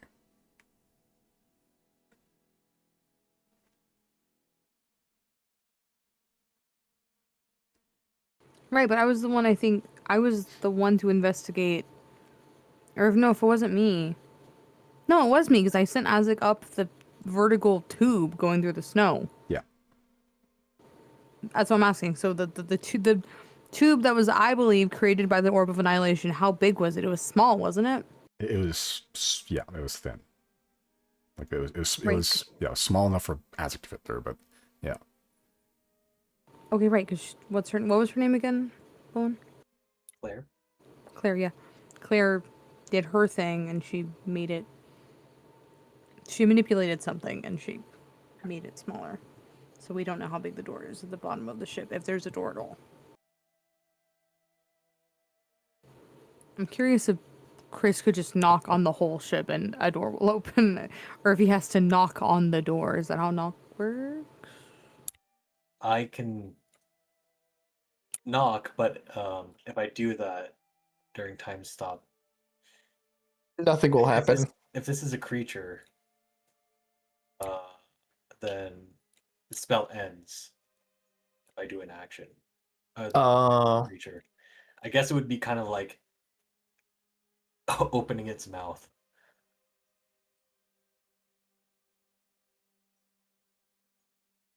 But I offered an alternative. George speaks up.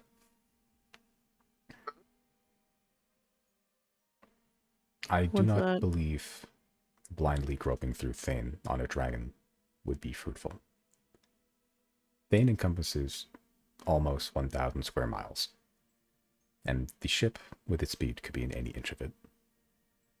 It would take an insurmountable amount of effort to, well, in perhaps organic speak, a needle in a haystack. It may be more prudent to, as you mentioned, have a lure. In which case, we may have a solution. Well, we're all ears. I do not agree necessarily with the notion of using Nexus to put out a signal, but it is possible. The alternative, perhaps, is there is a crest ship not too far north from here. I believe you may be familiar with it. That, I believe, still has some broadcasting capability. If you wish, we could perhaps hijack that signal and repower it to emit a signal that may be audible to the ship. If it is, as you say, more creature than vehicle, then perhaps it may be drawn in. A bear to honey. If we Both release that concepts I've signal- never seen. What do you know about bears, George? Nothing, except what Jane has told me. Though I do believe to have some affinity with it for some reason. How dare you stood? How dare you stand where he stood?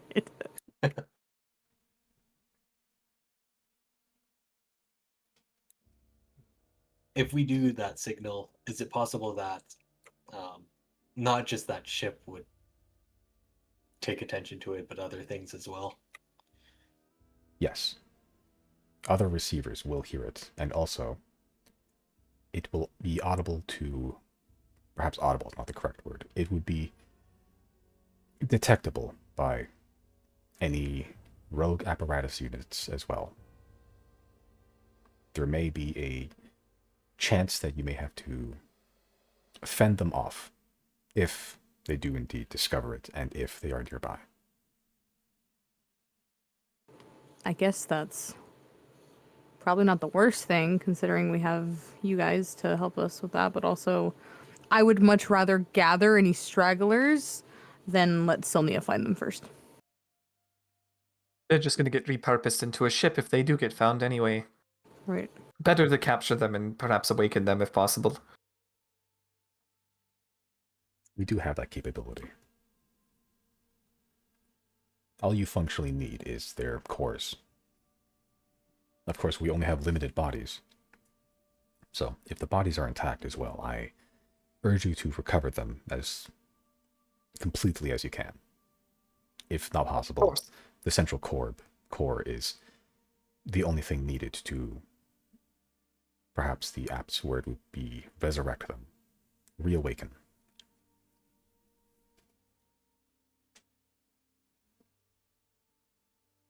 And naturally, I also understand if you are unable to do so, as it is a deadly affair, and I will not begrudge you for permanently ending my unenlightened cousins.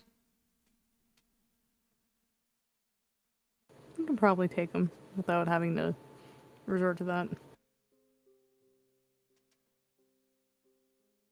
Indeed, now that we know that it's possible to enlighten them, they're not mere machines.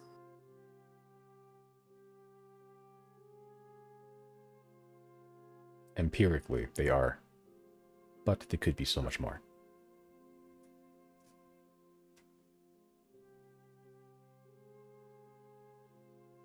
Well, I'll shall take we it. away to this signal boost thing then? The secondary location. Sure. We gotta fly there? We've never been there, right? Or no, he said we know about it. We've been there before. Have we been there before? There was only Jenna. The That's place, true. I think we have been there. Like that's where we first met. Like, all- Dragon Boy, take me back to Thane. Okay, Dragon Boy on it. Dragon Boy, dance, monkey, dance. Muds, change the scene.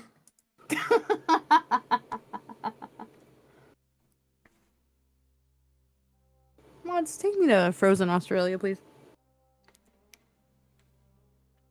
Australia, but ice themed. It's Galarian Australia. Galarian Australia.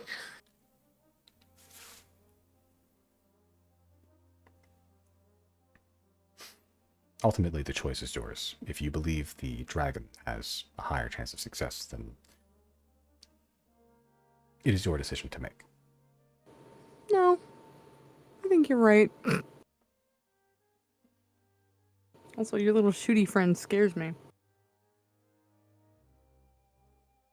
I hope that operator never becomes useful.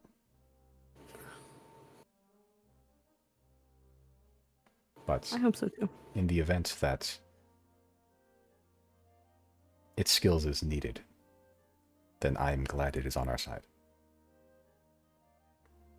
Perhaps you may wish to take him with you.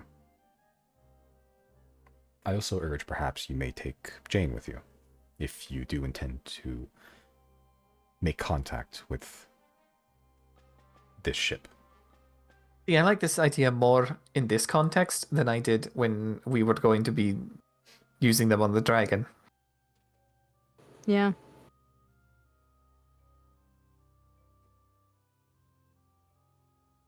So I'm assuming we need to get Polaris here.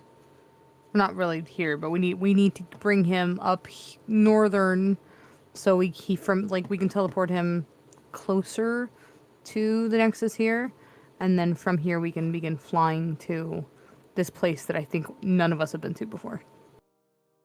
I'm pretty sure you've been to it once, at least, just because Jana went there, and then I think coming back from downtime, I think Jana was like, hey, you want to see this cool rock I found? And brought you to this crash alien ship. I have a follow-up question. Yes. Is this the place that had a sleeping purple snake thing? No, that's where you are currently, actually, I believe. Right. Okay, I was about to say we're closer to that. Yeah. Okay. Because I'm telling you right now, I know so much has happened in this campaign. I don't think I've ever been here. I have no memory of going any other place where there was like a nexus point up north other than this place. Like Yeah. this is Yeah. this is the most north I think I've been. It was a very quick jaunt, if I recall. Well, this is further north.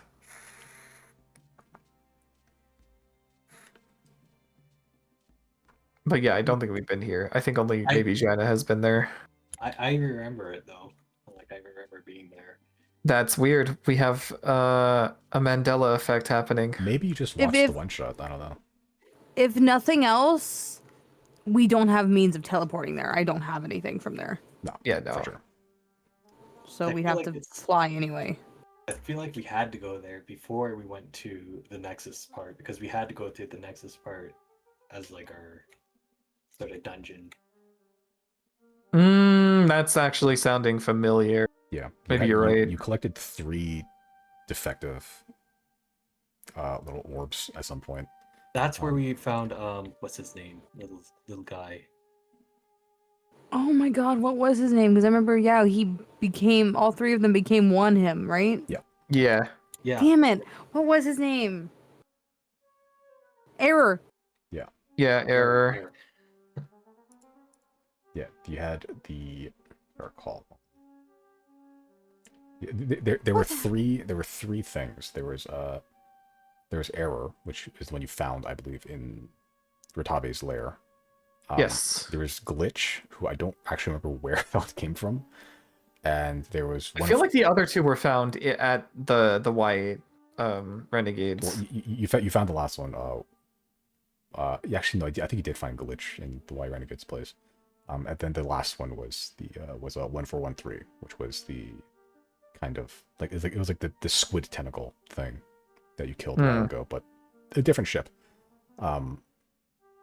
Yeah, and then those three combined created the functioning like personalities of her series.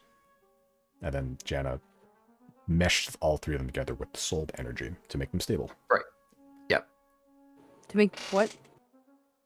When they were all enmeshed, they were kind of going insane. So Janna's soul kind of helped mellow them out. And okay, as I was about, that was gonna be my follow-up question. What happened to Error? The Janna doing that, all that did was create the consciousness for them, right? All three, Glitch, Error, and 1413 are inside the cable tree right now. Like they are the functionally they all have three different defects that created consciousness. Stop. Are they the Father, the Son, and the Holy Spirit? Kind Stop. of, yeah, a little bit. Are they the Father, the Son, and the Holy Spirit? Kind of, yeah. And that would make Janna God himself. That make Giorgio Jesus. Yeah. Giorgio is Jesus. That is so. Yeah, you're right. Yeah. Okay, I gotta remember what Does happened. that mean we have to make the Bible because we witnessed it? Damn it! That's your responsibility with your new godship. That's your job. You write the Bible. You guys are the three wise men right now. Eh? That's crazy. That like it's like Loki writing the Christian Bible. That's crazy. Did I accidentally recreate Christianity? There's a lot of things we created. We made weed. We can made make a religion out of this. Burning bush. There's something burning for sure. Yeah, the people in Lipad after the demon was unleashed. Demons, devils. That was same. crazy. That was crazy. Okay, so we have to now get Polaris back up here. Won't be difficult. Just a teleport or two. Yeah, it's a couple of my little teleports. I'm gonna use a couple to do that. I can let me teleport him somewhere that's not indoors, because I don't know. I don't want to have to worry about him just popping up in here. Where's the nearest exit point that I can be outside? You know where the nearest exit point is. It's a couple of winding hallways down, but you can exit out the place you originally came in like the first time. Okay, I'm gonna look at George and be like, "Hey, George, I'm about to roll up with the dragon. Okay, he's cool. Jane's met him. He's cool. Nobody shoot him. Okay." You just see the kind of lights in George's eye, the central glowing LED lens in the center kind of flash a couple times. They have been informed. Thank you. Do you wish I me will to collect Operator and Jane? Or perhaps just Jane if you do not wish to deal with Operator? Operator, you said he has good eyes, right? Yes.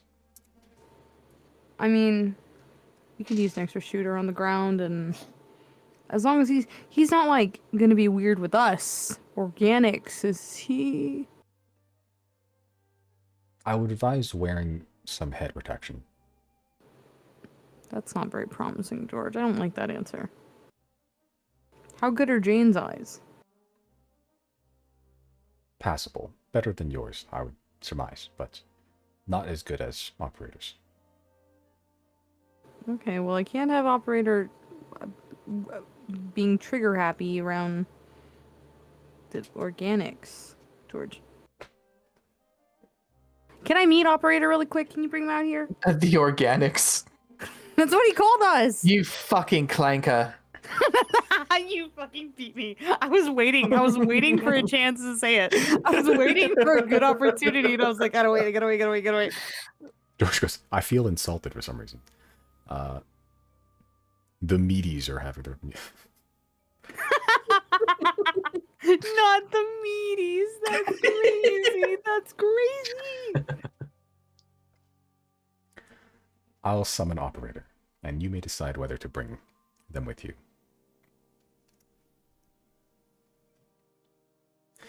A couple moments pass, but you hear this clanking, like, the metallic monstrosity. Large. Not as, about the same size as Killbite-ish, so ogre-ish sized. Not quite as huge as Doc, who is, like, fucking 12 feet tall. But you see vaguely something familiar, like this, somewhat, like, lithe, almost insectoid-like frame. Bluish metal, like most everyone here. The left arm is just kind of like one large power shield, suspended only by like this thin little metal arm, and the right arm is just functionally a railgun. And it's generally smooth. I can give you I can bring up the token again just for visual reference. There it is. Whoops, I just fucking undid it. Hold on, how do I do this thing again?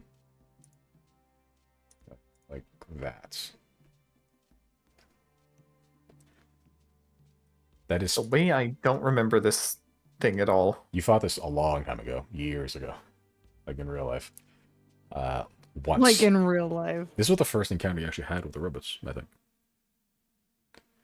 That checks out, but Yeah. that doesn't mean I don't not remember it. Yeah, I believe Do the not- head of this thing is in do- Practical's like bag of holding somewhere. But yeah, that is what that is functionally operative, except it has taken to quote tattooing itself. You can see that attached to it seems to be some like other watcher unit similar to George, but like it has like this little like vibrating electro knife that is currently like carving like designs into its shell, like a tattoo artist basically. You see it's like they're not great. They don't seem to have fully figured out art yet. So it's mostly just a bunch of like geometric patterns that are like quote mathematically like appropriate, and then occasionally just like some like shitty chevrons. Operator kind of walks up and just sees the group of you. Reporting for duty. I'm gonna put my hand out to shake his hand, and be like, put it there. It kind of hits your hand with its shield arm. Good to meet you, sir. I give him a good strong shake. Is this his first time shaking hands? Does it seem like it's his first time shaking hands? I think it's probably his first time touching anything organic. Oh, tight. I shake his gun. Yeah, it shakes. It shakes. It's less your shake, like you're shaking his hand. It's more like it's moving its hands up and down and is taking your hands with you. I have been told there was an assignment. Yes.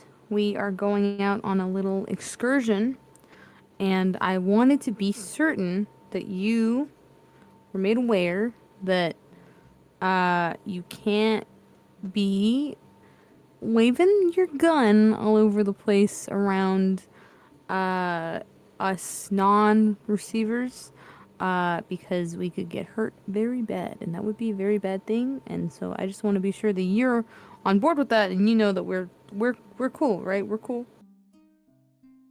He starts waving his gun around frantically, just flashing all of you the muzzle of its gun. We are very cool. I'm gonna gently push the barrel of it down to point to the floor. I'm gonna be like, it's first thing, can't do that.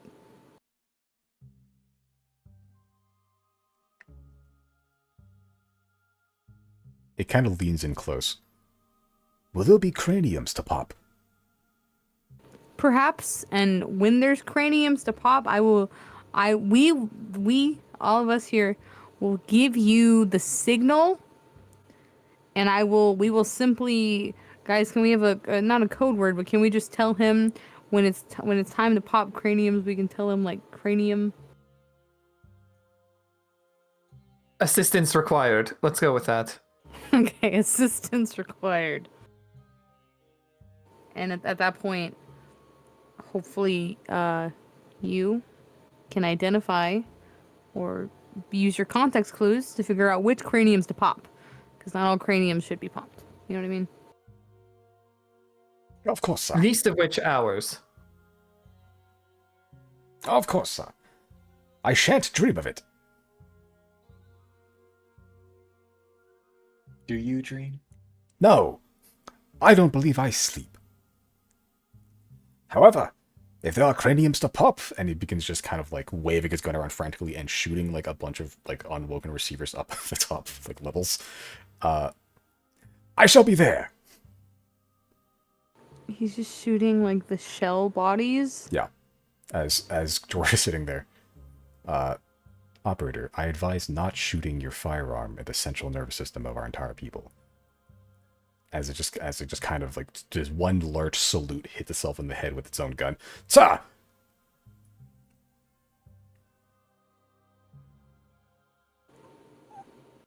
You know, maybe it's a good thing that we're taking him away from here. Yeah. Because the likelihood is that, you know, he could be better off shooting things out there than he would be out in here, literally like a bull in a china shop. Just let him Okay. wander around by bat. That's crazy. What a crazy idea to say out loud. It's gonna unleash a serial killer onto the poor populace. Chris hates poor people, turns out. He is a poor person! He's got less money than like a normal merchant on the street right now. Unironically. Guy can't afford bread. And that's why he hates them so much, because they have more money than him. He said, how are you the brokest of the broke and you still have more money than me? That's crazy. Okay. I'm gonna just look at operator and just say, okay, so just no popping heads until we ask you to, and please be careful where you wave your gun. Yeah. Oh, and I think I'm also gonna take this opportunity while we're here. I'll just look at George and just be like, hey George, I'm gonna have a friend come out of this little ball really quick. Please don't kill her. Yeah, I know you won't. I'll look at operator and be like, you shouldn't do that. Just, yeah. The lights flash a couple times. They have been informed. Thank you. Thank you. And I'm going to take Nyx out the Pokeball. Okay. Yeah, as Nyx pops out and look around going, what the fuck? As they have never seen anything like this, or even thought anything like this was even remotely possible, or even the concept of anything like this was even a thing.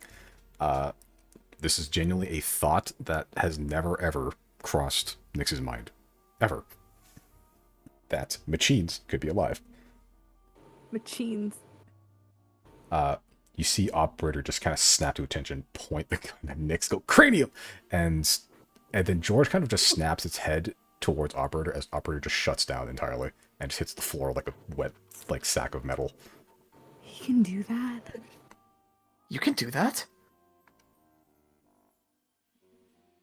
One of the perks of being attached to the tree. Why George was like, girl, I'm not going anywhere with y'all. What the fuck? Oh, so that's why you don't want to leave. I believe I have been assigned a position of power. Seems that way. Good for you, George. George kind of turns to Nyx. Hello, I am George. Nyx kind of looks.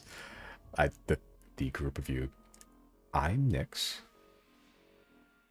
Wait, Nix, did we never tell you about the receivers? No. That seems like a bit of a blind spot on our part. Yeah, our friend Jana gave up her soul and she made all these robots into people. Oh. Is Jana's body technically in this room? Technically, yeah. Is Jan in the room with us right now? Yeah, she's over there. I kind of pointed to this cable tree that kind of connects the central area to the rest of the network. Nick sort of goes, I don't know what you want me to say.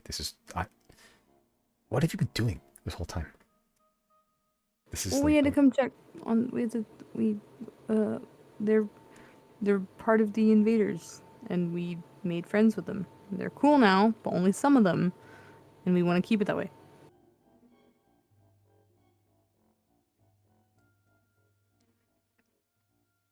George kind of thinks to itself.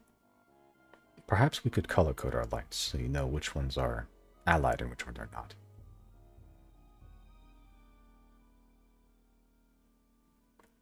Sure. Well, do the apparatus who have not been made into receivers yet, do they only have one light mode, or? They have the capability of emitting other lights, but they only do so in specific circumstances. But in their default idle state, it is almost always a blue light. Blue is rather inviting as a color. So we need to find either something more inviting or just disregard it. What do you guys think? Purple? Well, okay. Jenna liked purple.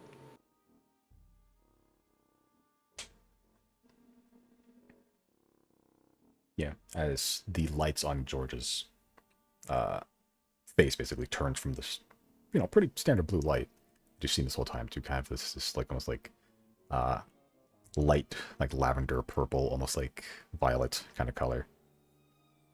How about this? I mean, it's certainly different enough. So it will be. The coloration of the nexus and all that dwell within it will be a light purple. It kind of denotes towards Nyx and the other less familiar figures in the room. Please note this before you start attacking any that may look like us. Nyx seemingly have adapted pretty quick, kind of. I will keep this in mind. Thank you, George. King George? I'm not sure.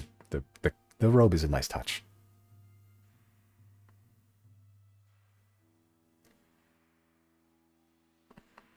George kind of thinks to himself.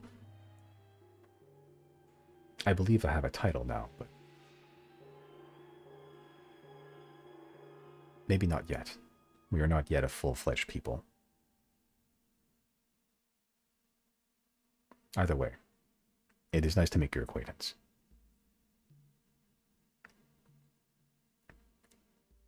Nick sort of turns to the rest of you. So now what? I guess what's this whole honeypotting a signal ship? Did we not tell you about the ship either? I guess not.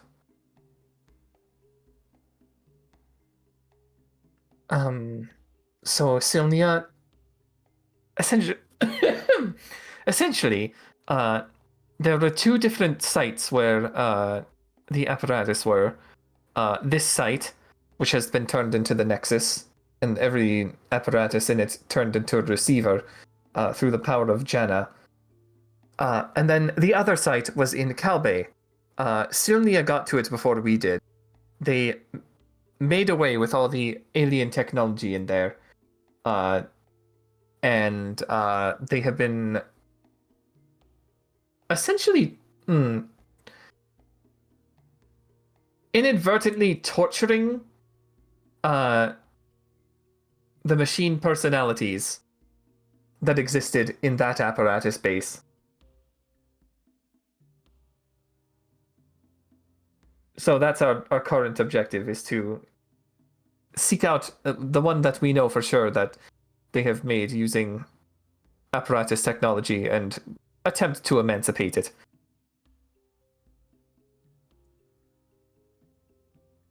This, of course, should Sylnia find out what we're doing, will anger them.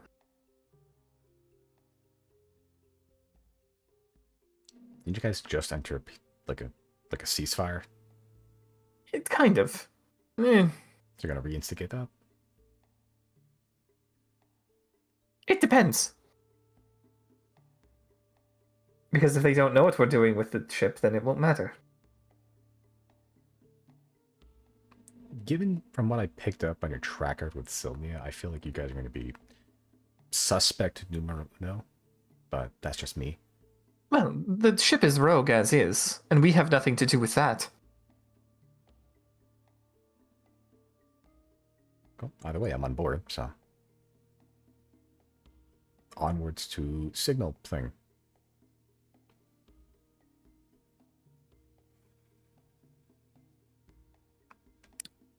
George, would you like to reactivate operator? Or would you like to keep him here and we just take Jane and go? That is entirely your prerogative. If you wish him to be of use, then I have no qualms with letting him roam outside of the bounds of Nexus. I believe that may be healthy for him, even, to release pent-up energy. I think we should bring him for that reason alone. Perhaps the better question would be, do you wish to let him keep his arms? You say he is restless. Would that not worsen if we were to take his arms? Perhaps. But in this case, I value the success of this operation more than I value his comfort. That too is fair.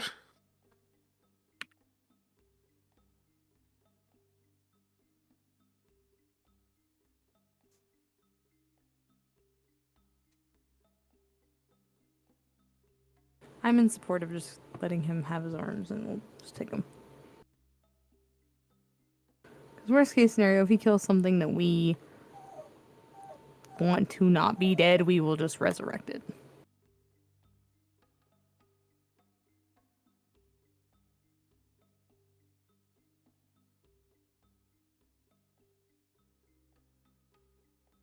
Clancer pipes up. Oh, they're going to be dead at least a day. Have another charge to rebuild.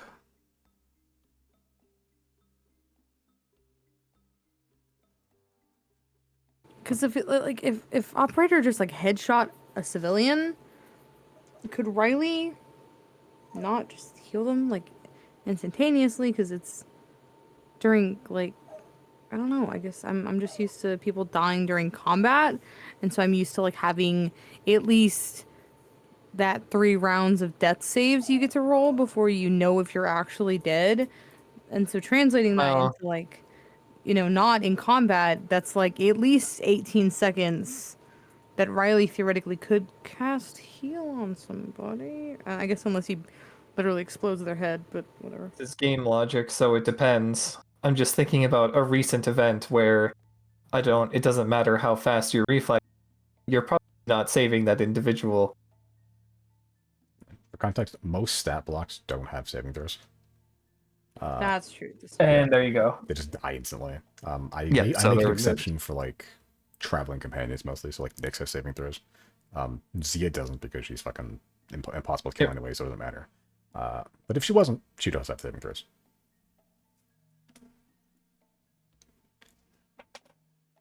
And there you have it. God thus has thee spoken. What do you think, really?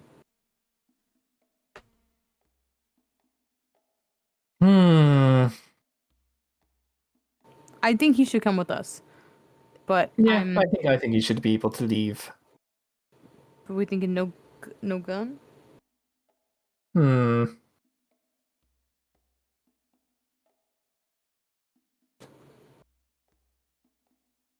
Yeah, it's probably best if he doesn't have it. Okay.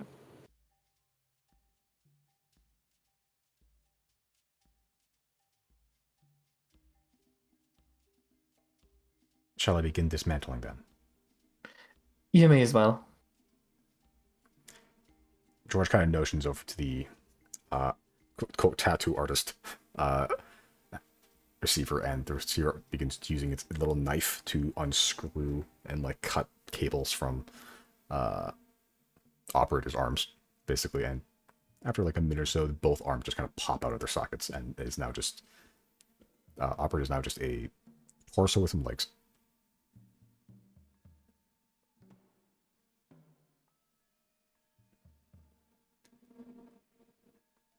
Shall I Alright, well, you awaken can him? put him back on.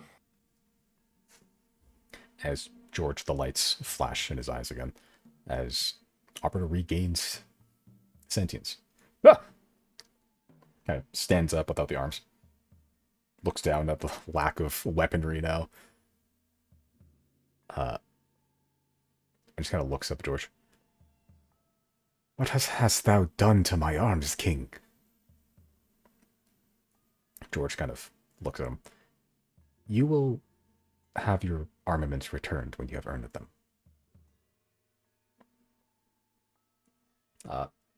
Operator's kind of just like does like a sliding kneel in front of George. Please, I cannot live without my arms.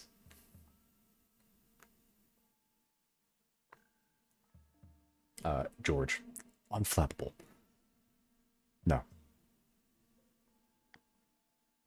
Operator, you will find that even many of us fleshy ones can live without their arms. Hark! Is thy responsible for my dismemberment? We did not do it, no. It kind of looks to the tattoo artist who is like in the midst of taking his arms away, like dragging them across the floor.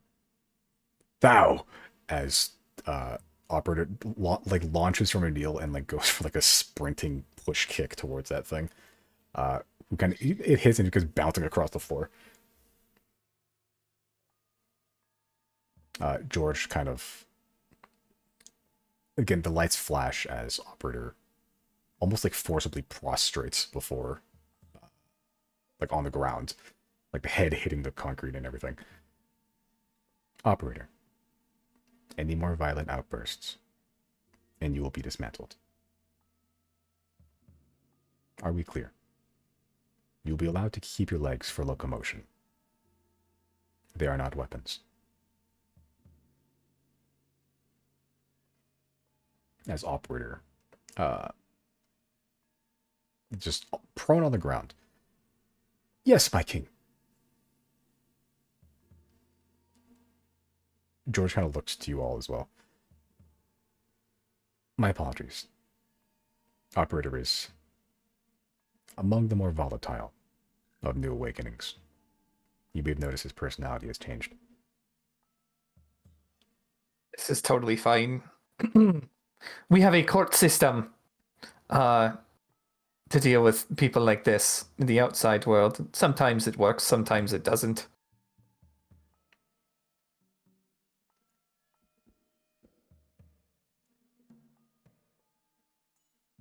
We are still figuring out the limits and bounds of how any of this works.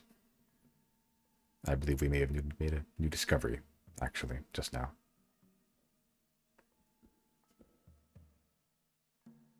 Dismantling the weaponry has fundamentally changed how operator behaves. Interesting. Either way, his eyes will still serve you well. Is Operator glowing purple? He's now, yeah.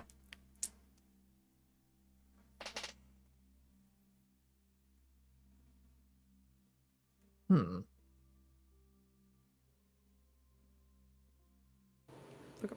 I will take this time to go outside.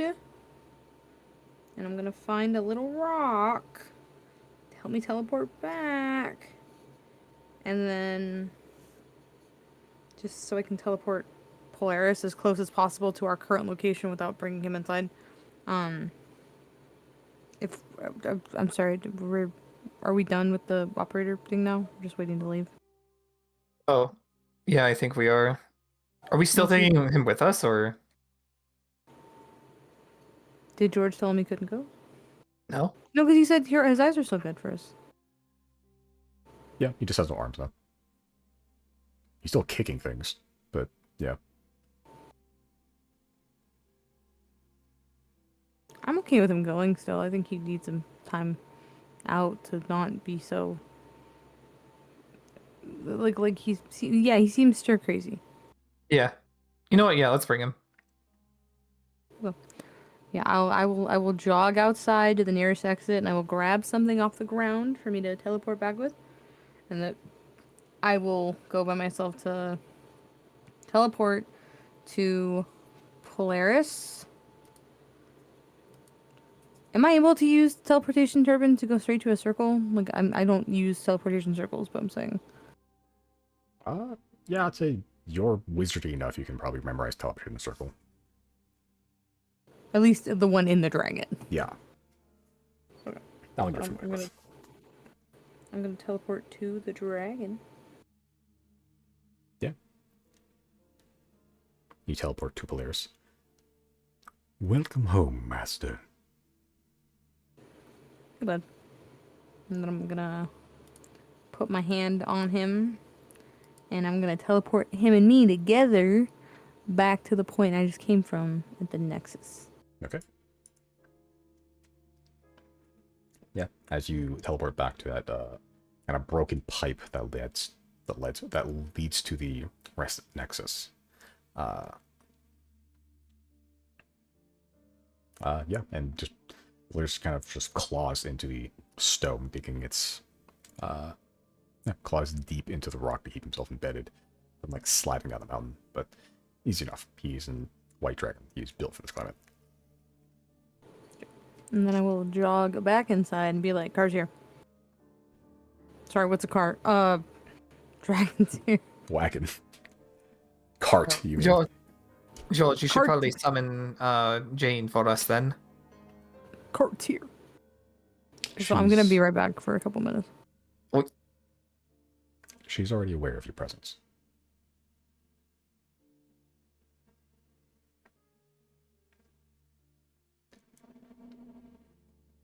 I believe she'll be waiting outside. Or in the process of it. She has prior engagements. Those engagements being. Tending to the newly awakened. Is there anybody who can do that task for her in her absence?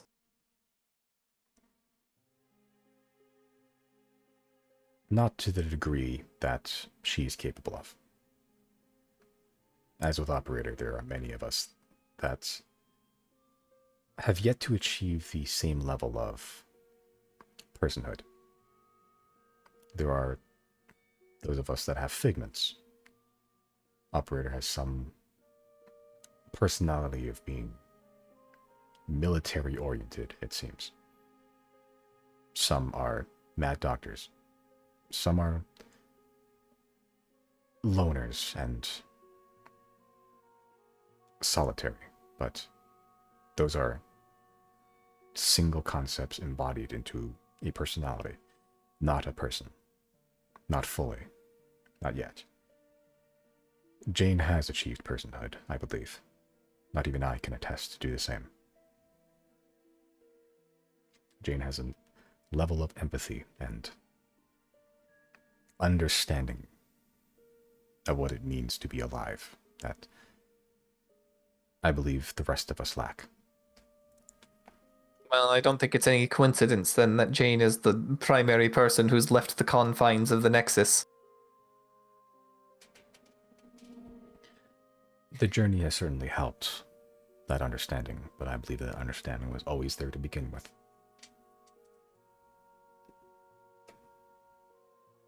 It was a fresh look into a world that only she would be capable of understanding without fault. Uh-huh. That too checks out. As many of us fleshy ones also are inclined to be a certain way.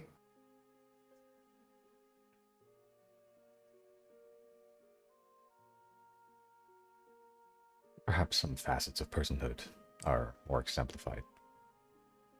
Yes, but not to the same singular degree as the rest of us, I don't believe.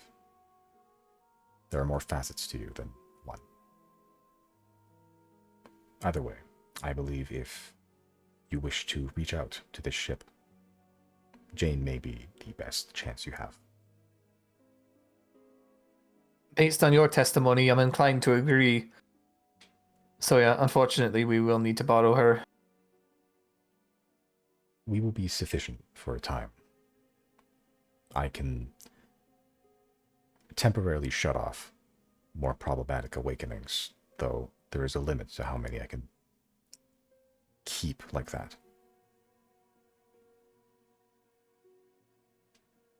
And we'll try to make this as quick as we can. This would be the best result. I believe Jane has arrived at the Dragon.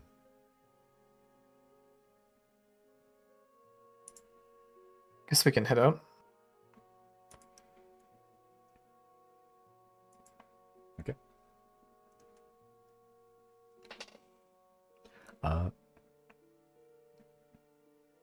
Yeah, as you begin to make your way and just snake your way through the winding passageways, the newly rebuilt and rebuilding town of Nexus, finding weirdly receivers doing homework, I guess.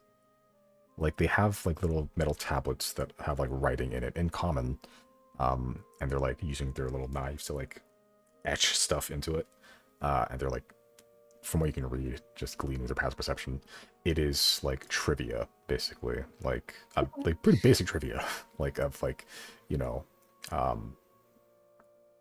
like locations, like geography, stuff like that, like basics understandings of the world at large, functionally. And like you see some of them are doing worksheets or work plates, I guess, of like who they, I guess, want to be, like what do they think they want to do. And like some of them are like constructors and builders, or like explorers, like they're, these are very, it is very much giving like second or third grade questionnaires to I guess newly awakened children, functionally. Except they're just fully fledged adults that don't know it yet. So like the Americans. Zinger, high five. But eventually you find, passing by a catatonic zero, you find this rogue statue in the middle of a tunnel. You find probably Jane, as you see one weirdly fluid and mobile receiver, just kind of heading the front of Polaris, with like these tendrily fingers. Doesn't really look any different from any other receivers. Like there's nothing denoting Jane about like that. There's a different station about her or anything. Just walks around bare as anyone else here. As the light kind of turns towards you. Hello, it's been some time. I've been told we were supposed to go on a rescue mission of some kind. I guess it counts as a rescue mission. Were you made aware of the black ship made with apparatus technology? I heard it. I believe You most heard of us it even? heard it. George more than all of us, but yes, when it was kind of zipping around above, it was palpable. Well, I think we don't really need to explain a whole lot then. We're trying to save it. Yes, I've been thinking about that too, actually. But I just didn't really have any real way to access that until now. So, um, I'm glad to see you all alive and well, and I believe there's some new faces with you too, actually. But had Zia ever met Jane? I don't remember. I don't know if Zia's like she like just confused as fuck right now. I think no, Jane did not go to Narset at all. No. I don't think. Did she not? I don't think so. Actually, no. I thought no, she wait, did. No, Did may she have. not meet Celazazo? I seem to remember actually. No, you might be right. Actually, I think she may have met Salazazo, which means she may have been there for Narset. Which, no, Which I means think she may have. she would actually know. Yeah. Okay. Yeah. This might be Zia's first time at the Nexus, but she knows of machine people. Yeah, I think she this is like her second or third time. I don't know. I don't know. I don't know if Jane has met. No, she must have met Claudine. She never met Next for sure. All right, so Nyx is the only one who needs introduction. Yeah. Yeah, Jane. Some quick introductions. I'm Jane. I'm traveling with these folks for some time. As Nyx responds in kind to having adapted to the situation.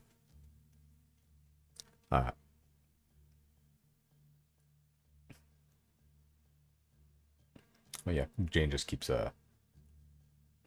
just petting Polaris, basically. Eventually, she kind of jumps down the tunnel and picks up the catatonic statue like Zero. Shall we head out? That's the idea. Let's save a ship, shall we? Yeah, like the Super Smash Brawl trophies and Subspace Emissary. She fucking throws Zero into the back of Polaris's trunk, leg sticking out. As you all take off, heading north to this, and try to find this this station, I suppose, would be this crash site. Possibly been there once. Don't remember. Either way. Yeah. With everyone on board, I believe we can take a break there. Okay. Can't see all 15. Okay. All right. So, as you all push off away from Nexus aboard Polaris, Jane in tow, the now newly reborn operator with no legs or no arms, and everyone else that you've accrued with you, a new set of a new flower companion at the top of the stairs. There's a lot of stragglers on this dragon. You push off towards the north, just trying to look for wherever the ship is. Yeah. Are we reaching? Are we reaching the occupancy limit? Oh, you far exceeded the occupancy limit. There's only 4 rooms on this bitch.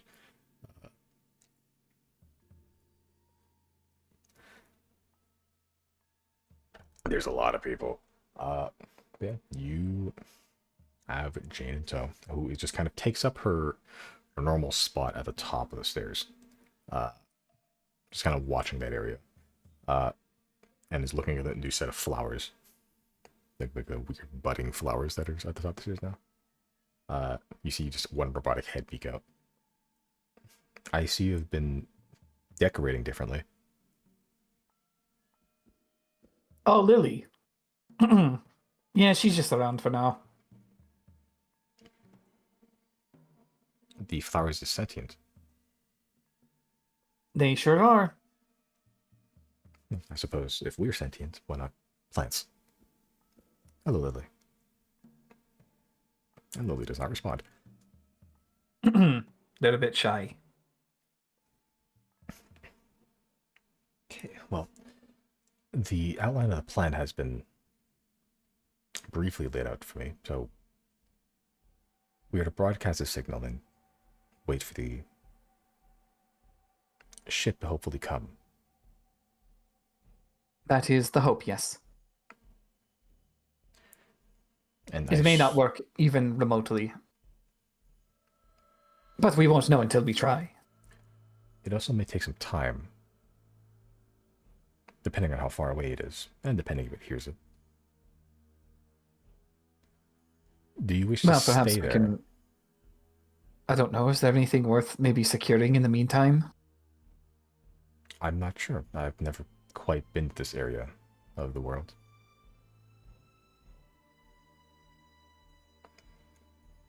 I suppose we'll have to find out when we get there.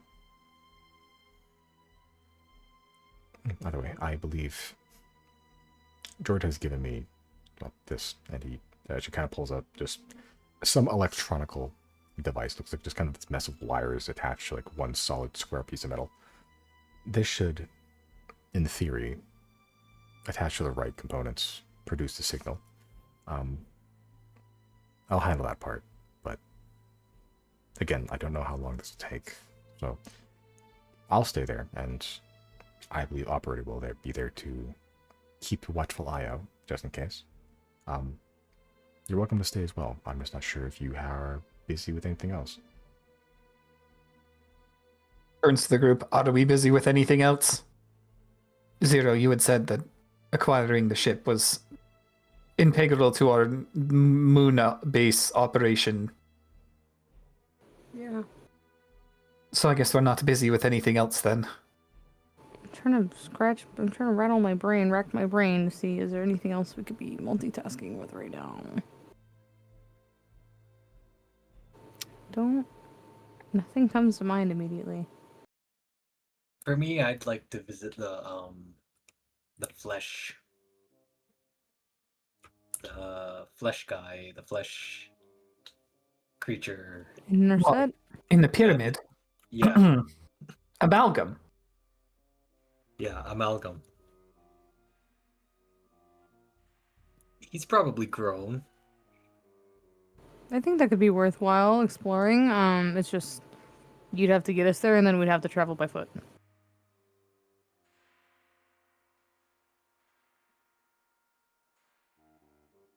Wait, maybe not travel by foot, because once we get in Narset, we can teleport while we're in Narset. We just can't teleport to Narset, right? That's the problem.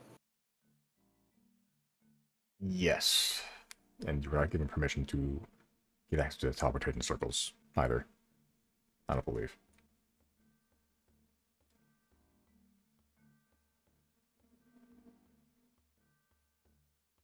Was Celazazo at the dragon spelled Howling Bells? He has been there sometimes, but he wasn't there when you visited. Would Zia be a focus since Zia was part of the temple for a while? Z is also not an object. Yeah. It depends on how you view it.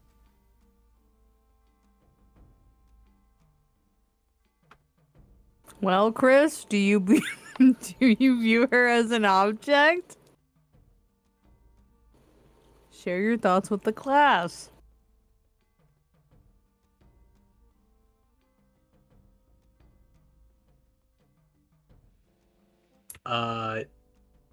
No, but I mean, if you have like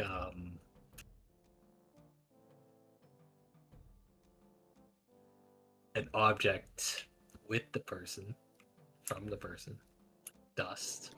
We have objects. We have the Claudine's staff. Very true.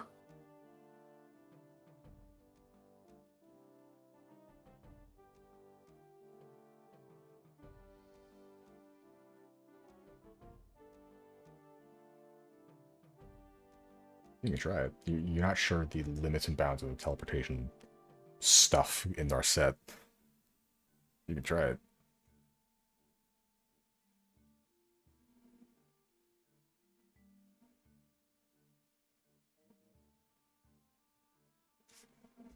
I guess we'd have to teleport to the gates, and then at the gates we go. We teleport after, or can we teleport within Narset? Like once we're in the borders, can we teleport within it? You're not sure. You've been told teleportation generally just wonky in our set without like proper clearance, basically.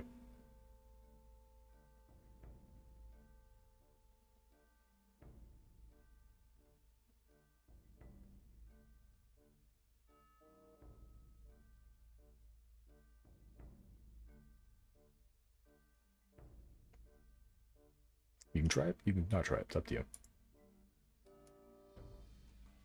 Should we try it? To teleport directly into Narset? Or at least teleport to the gates and then walk through the gates and then teleport within Narset. Do we have anything from the outside of the gates? Aha, probably not, huh? Probably not, no. Hmm. I mean, we've been there, so I mean, it's, yeah. It's not a 0. You get Yeah. that plus modifier. Because I stepped away for a second while Simon was going over it, but by rules of teleportation within Narset, we have the ability to get straight to the pyramid because of the staff, right? Possibly. You're not sure if that portion still works within our set. What do you mean?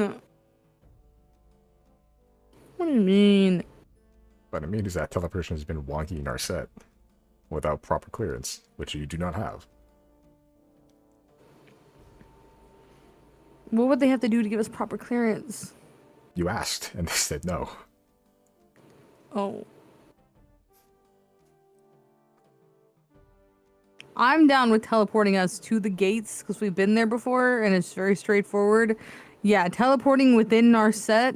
I don't like to put us through that if we can help it, just because we got guests with us and I hate people having to take damage. That sucks, dude. It won't matter too much. Zia doesn't want to go back to Narset, so Riley will stay behind with her. Okay. Although, you're losing your healer. No, but you got Claudine, you're fine. Claudine needs a day to recharge that shit, and that is a one-time resurrection. And Claudine has had a day to recharge that shit, because we took a long rest. It charges 1 charge per day. She used 2 of them. How many charges are left? 4 out of 5. See, you're fine.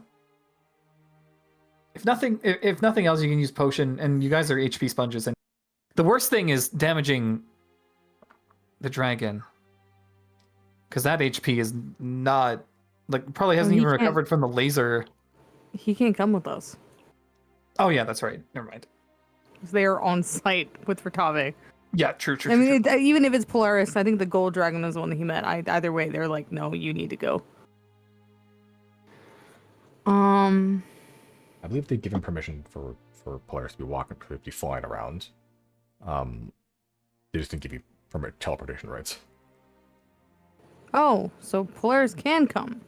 They've been told to look out for the fucking white dragon with the house on its back. And they're like, that one's okay. I like how he was just, minding his own business, flying, and then the other, gold dragon, I think it was, came up to him and was like, "How dare you come over here?" The government Wrong are okay. fucking neighborhood. The government's okay with you flying around. Other just dragons out in the wild may have other feelings. Right, that's what I'm saying. So, the people in charge are cool, but the actual wild creatures out there that would square up to Polaris potentially would not be cool and would then try to kill our dragon.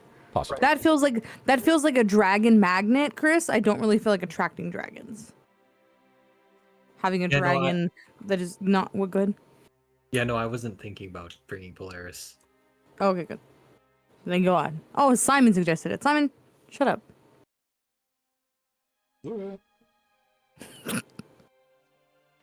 Trying to send us in one party member down and then a fucking dragon magnet to attract all the other dragons around that are gonna want to kick Polaris's ass as soon as they see him.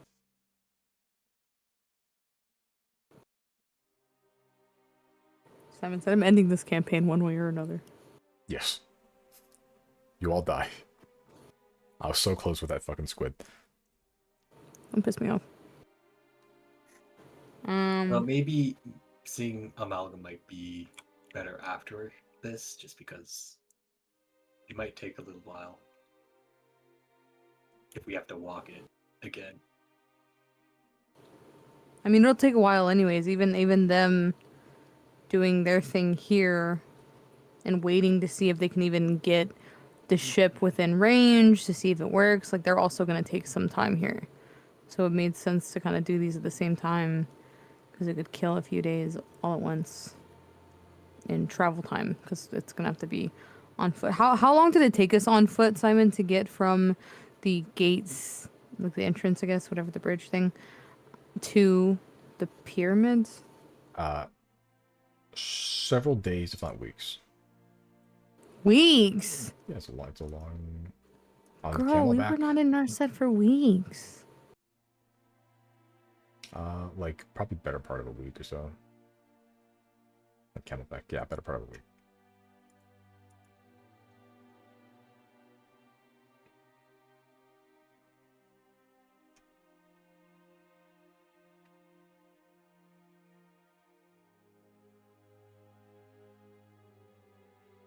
Maybe we could try and get temporary permission to teleport. Yeah, I could see that. Why did they tell us no last time? They don't trust you still. Don't trust what? Because they don't trust you still. Oh, they don't trust you, so. By now, I feel like we've earned their trust by now. Come on. We solved what, 2 problems there? Right, we helped. Yeah, that's still only Uh, 2 problems. Cause it was caused- Oh, sorry. Go ahead. cause we killed. Oh, what was her name? Skinweaver, Nefract. Yeah, we killed Nefract. And what was the other problem that we solved? Did we even solve another problem? I feel like all we did was be like, hey, no, we have the knowledge. So I'll solve 2 problems, caused 4. You saw the one problem that in this place you planted this ever-growing flesh monstrosity.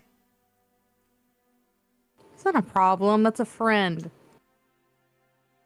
You haven't been there in a while. according to Chris. I think it's a friend. I mean, we have the spiky friends, and now we have the apparatus friends, and now the flesh friends.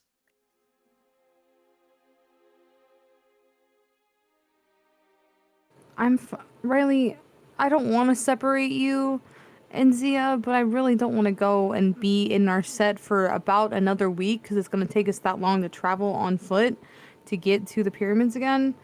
That's like worst case scenario. I really don't want to do that with a whole party member down for the week. We don't even Like- know how long this process is going to take. I know, that's what I'm saying. So can Zia stay here? Well, of course Zia can stay here. The problem is...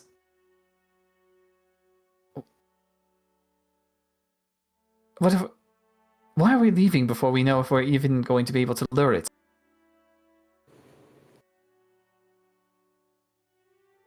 I could see why Chris wanted to go and kind of just kill 2 birds with 1 stone if we knew this one was probably going to be a bit of a waiting game anyway.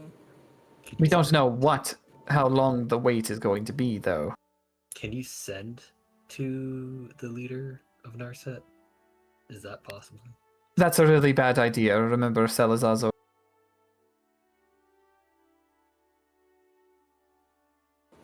We could send to the amalgam. That we could. I don't know him like that though, Chris. Riley might know it. I don't think any of us know him like that. I think it was just you. I'll send to Amalgam. I think Riley detected its thoughts. Yes. Oh yeah, you did. Okay, so you two are a little bit more familiar with him, but I am. I'll I send think him that one. I actively avoided him. Wait, hold on. Chris, what do you want to know? Like, what's up? That's it? Or like, Hey, grow what's it you up. doing? What's it doing? Does it need anything? All right. Hello, Malcolm. Chris is wondering what your status is and if you need anything, or if there's developments in Narset. Send.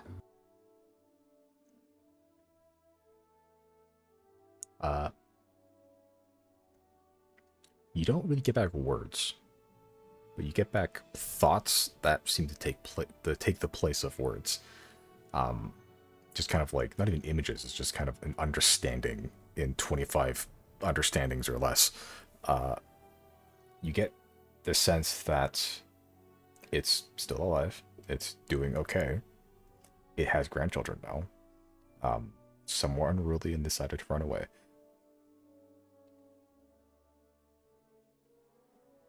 Wait. I'll turn to what? Chris.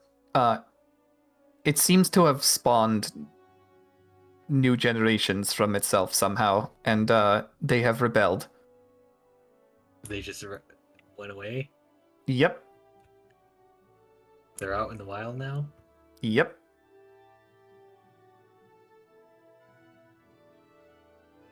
We got more friends. Well, at the very least, they don't appear to be enemies. They're just rogue. Much like this ship.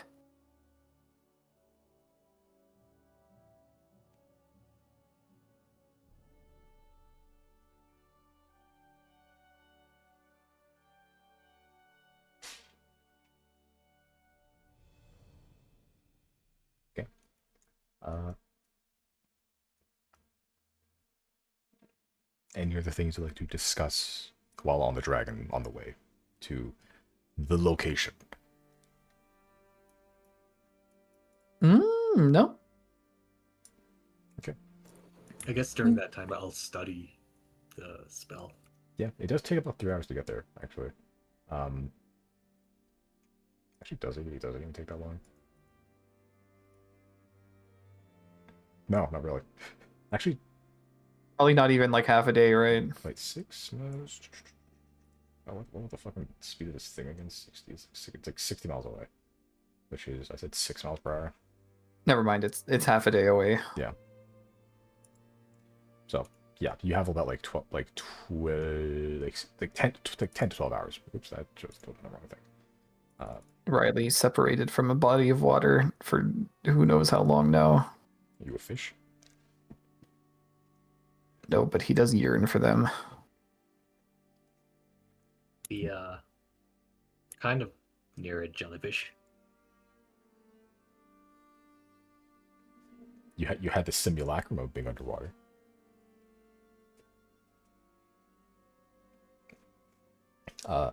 Yeah. Chris, while you're kind of finishing up the rest of your spell, the cost of the spelling is got enough, so you do have enough to finish it off. Now you have enough time to finish it off.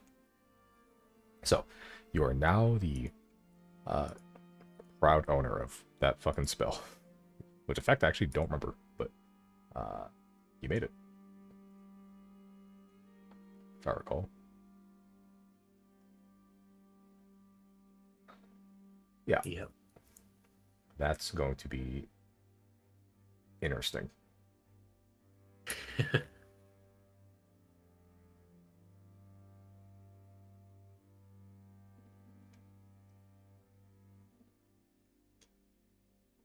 Okay. Yeah, as you begin to just kind of weave together your dream, eventually you just kind of almost like instinctively shut your eyes and just begin writing, scribing, and without even really thinking of it, it just comes, it flows naturally from brain to hand to quill as you begin to just etch out intricate patterns, this one long continuous pattern of arcane design that spans multiple pages of your spellbook, and by the time you open your eyes again, it is complete. It is aglow, and it is ready for use. While that's happening, Jane kind of finds the rest of you kind of individually. So it's been some time. I'm curious, what have you been up to? How's the stopping the end of the world going, I suppose, is the real question. Well, there's a lot that's happened. What was the last thing you remember us? Well, we went to, I believe it may have been Narset. Oh, since Narset, Well, we've been poking around in Sylnia's business in Thane. We dismantled their train underground. Chris got his funky new eye. We had to forfeit the train. We made a deal with the Sylnians. Is that all we've done until yesterday? We might have had another GodCon.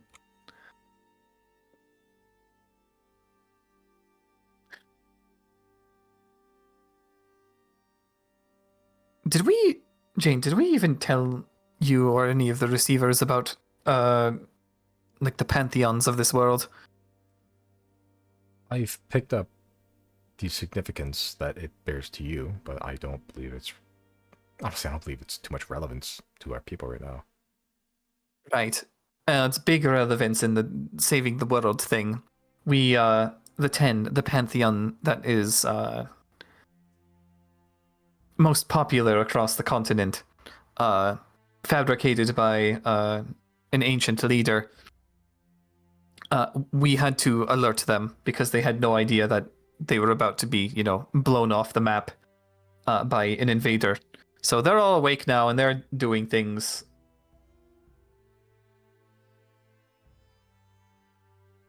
I like how you casually bring up talking to gods.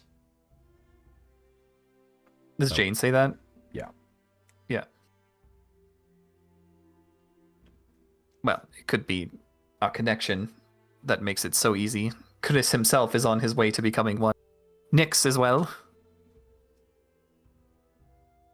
Kind of turns to Nyx. Is that so? I didn't know it was such a easy task.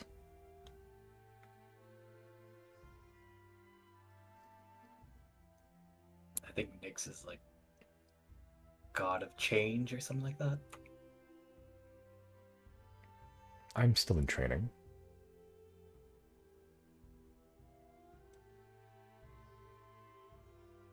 But Jane kind of turns towards you, Riley. I have been thinking about, I suppose, religion in some aspect. I just wonder how that's going to really come into play with our people. I sometimes wonder if it's better to have no gods, but I don't know. Well, and some of the gods themselves would tell you that as well. Yes.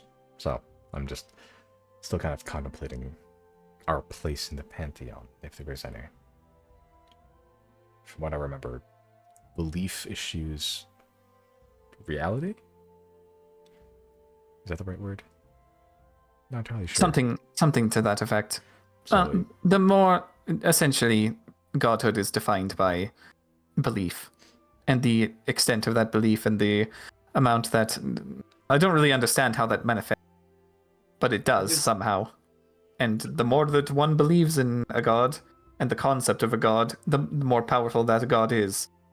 There are also those experiences that people have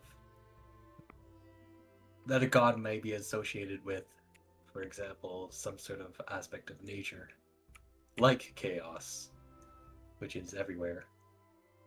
There is an element that everyone will experience some sort of chaos as they experience things through life.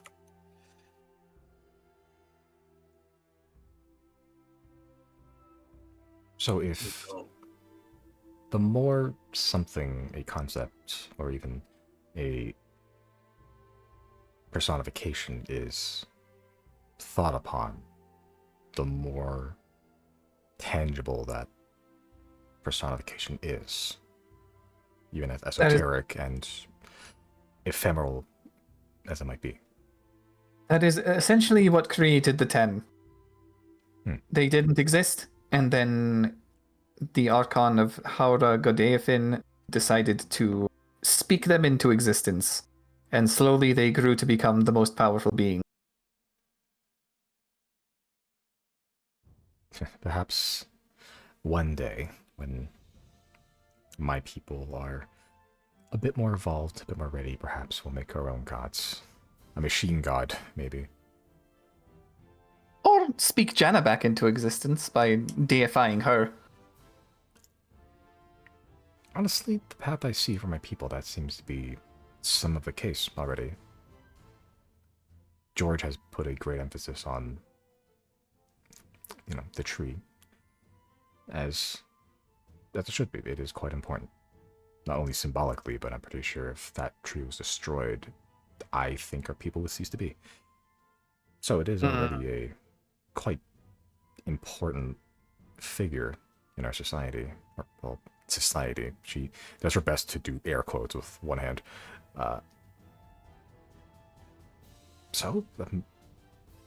As weird as it may sound, that is a possibility that your friend may come back as some personification of godhood.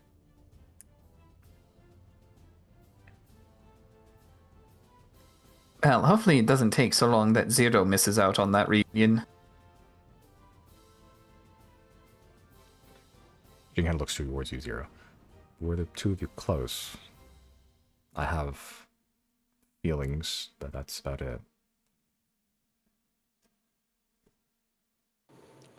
Riley, what happens if you catch the Guina? I don't know. That was my original goal. I might still try to, but I act as an envoy of Guina right now, so that's kind of not in the cards for a while.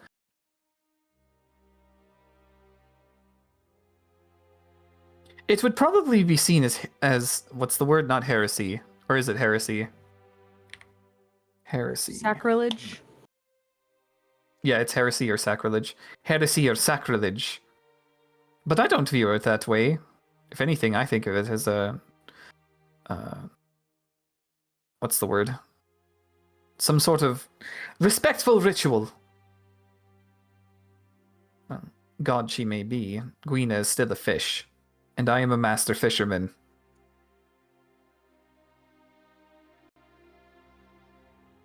That said, I don't think I'll be cooking her into any of my dishes. Perhaps I would make you a god then. Yeah, not interested. I've thought about it. It would be, perhaps that sort of feat would be, two sides of the same coin. So the fishing experience, the fish and the fisherman. Now, keep in mind, if we were to terminate Guina somehow, Songborn would also probably cease to exist. And seeing as though I am Songborn, I would like to keep existing. I was thinking about it. It's not going to be for a long time, but my successor, the next Songborn, will probably need some sort of explanation, since I didn't get my explanation for 40 years. And if the next one's a human or someone with a equally low lifespan, waiting 40 years to realize that you are spawn of God is not great.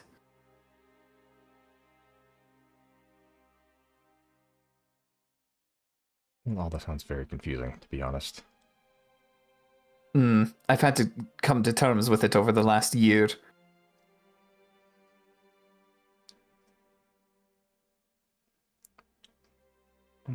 By the way, I suppose the talk of whether my people should believe in gods is ultimately not up to me.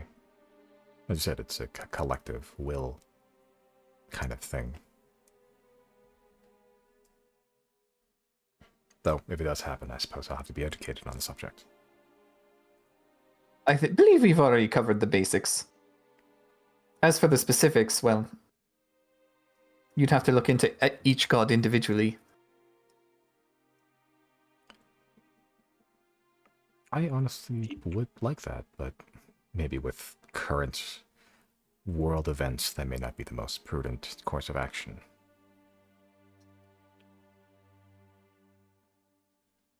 True. Research right now belongs elsewhere. Oh, it bears mentioning. I don't know if Doc and Killbite have let you know, but we have created a vaccine for the corruption. Oh. That's quite the achievement, I think. We don't know if it would work on machine life forms, but it works on us. I don't think it would. We don't really have, well, bones or flesh to really get diseased from. True. It is a bone disease. But it looks like, machines respond to signals and stuff like we're going to try and do. So perhaps there's corrupted signals out there to protect yourself from. I'd never thought of it that way. That's a fair point. Possibly, but to date we have no known knowledge of that, so take it in stride.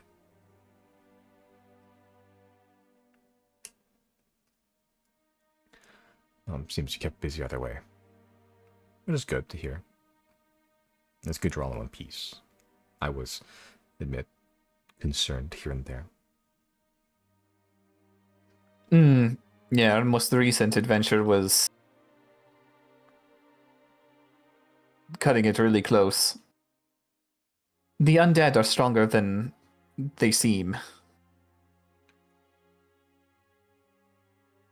Well, my knowledge of the undead is pretty limited, but they are a force older than most, I would think.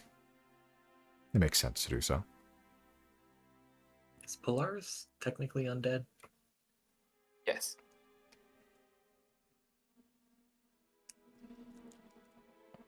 Undead and dragon. Oh, Polaris, did we told you what your origin is, right? I believe you have. Human spirit plucked from Narset. They do house home stuff all the time there, something to that nature. Yes, though knowing such information has no bearing on my course of action. I am here to serve. And indeed, the human spirit that they pluck for these jobs are very loyal types.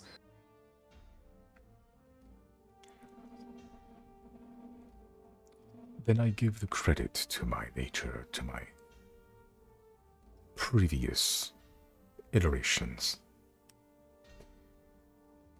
How does it feel to be a dragon?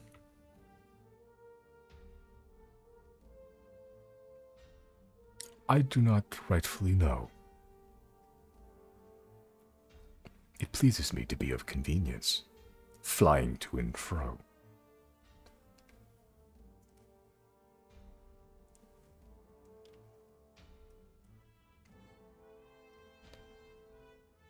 It is good you chose such a form.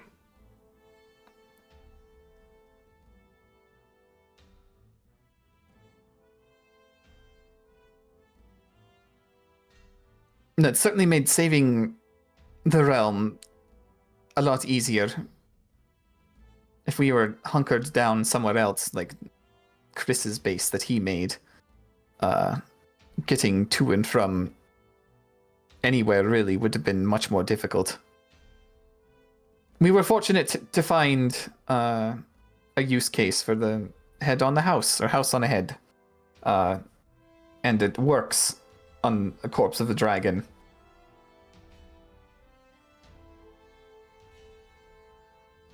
An unexpected development, to be sure, though I am pleased it worked out.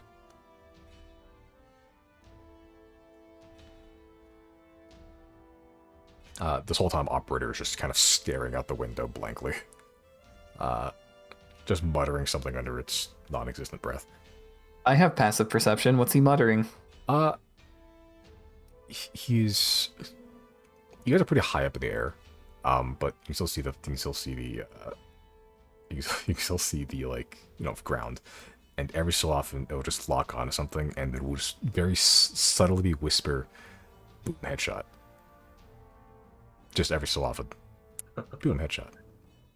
See, I'll turn to operator. See, you can have your fun without your toy.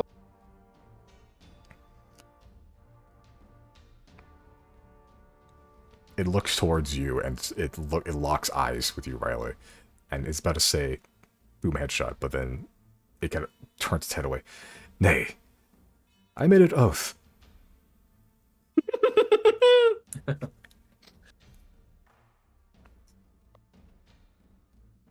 And then it returns back to the window. Boom, headshot.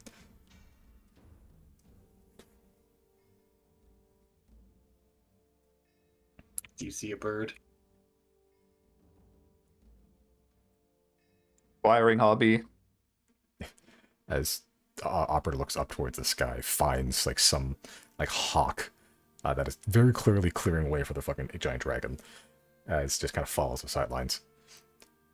In my mind's eye, the bird has been vanquished. Boom, headshot.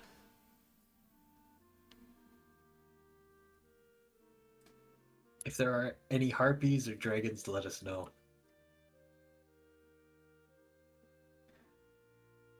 I shall keep thee informed, my lord.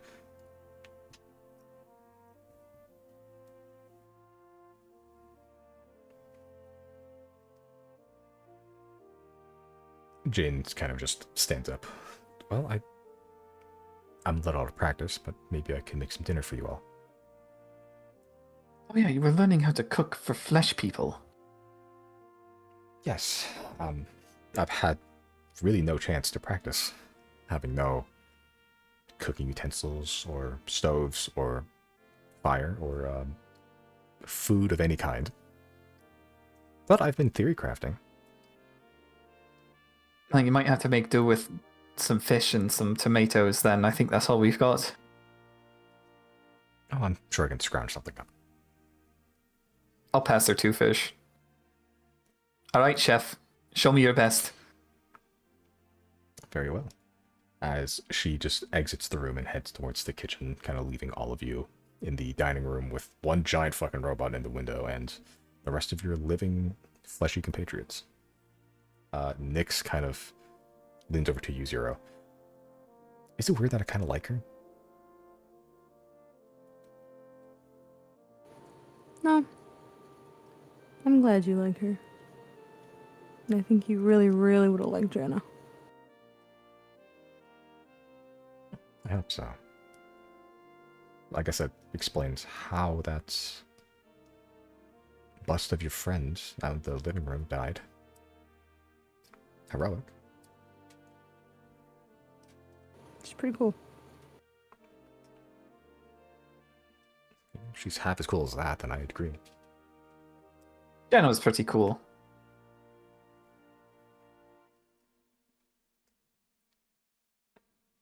Or perhaps we should say, is pretty cool.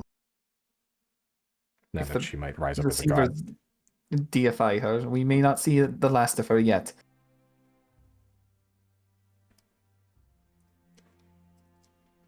Would it be a crazy idea to kind of implant the seeds of religion at that place? Well, according to Jane, it seems to be already the case. Yeah, but maybe we could, sow a little more. It's possible. If we could do it to the rats, we could do it here. What rats are you speaking of? The ones in the shop in Golmud? The ones in Obethus, I'm not following. I gave them some cupcakes. You think giving rats cupcakes will make them sentient enough to understand godhood?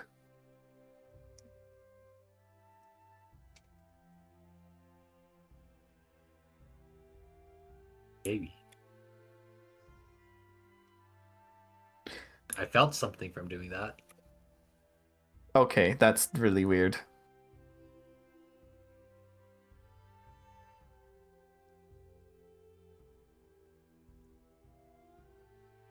He never ever explained that he's talking about the tunnel, or not the tunnel rats, the corridor rats, right? No, I don't think so. I'm pretty sure he's exclusively referred to them as rats. Chris just wanders off and comes back with stories to tell that he never does.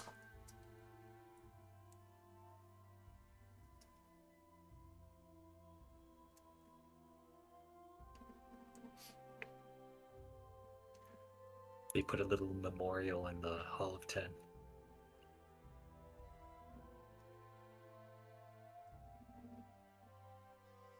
Oh, I have no idea what you're talking about. As long as you're happy. The Jane. That was Nick's. And Jane's off cooking.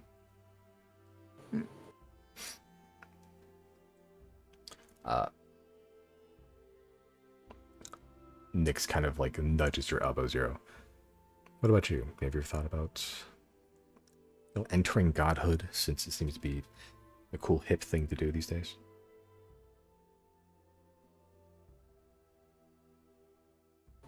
I've thought about it, but I don't feel like that's my choice to make. If that is my fate, somehow, that's cool, but I have ideas for what I would like to do with a responsibility like that. But I think when it comes down to it, it's not really about wanting to be a god, it's about people needing you to be a god. I don't know if anyone needs me yet. Does anyone need a chem? The most insane people, probably.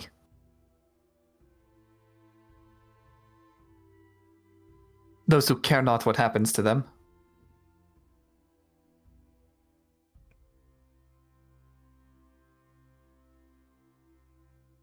Zero, make an insight check, actually. Why? Just for fun. Just for fun. So I can embarrass myself in front of my party? Yes. Let's go. Everybody point and DC. laugh. Make my DC 4. Mods, roll them a 1. Mods, make my DC 4. As you were talking about Godhood and everything, Claudian, who's beside you,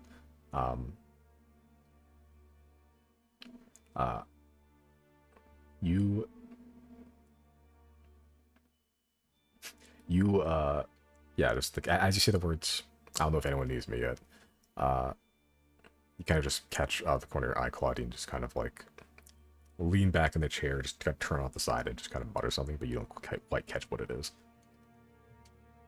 I have passive perception. What did she say? Your passive perception is how much? 27. Jesus Christ, 20, Jesus. You catch just like the faintest whisper. Like she just kind of like just absentmindedly said something to the effect of, "Oh, I need you." Yeah, that's what I thought. I'm gonna leave it then. Not the context that Zero was talking about.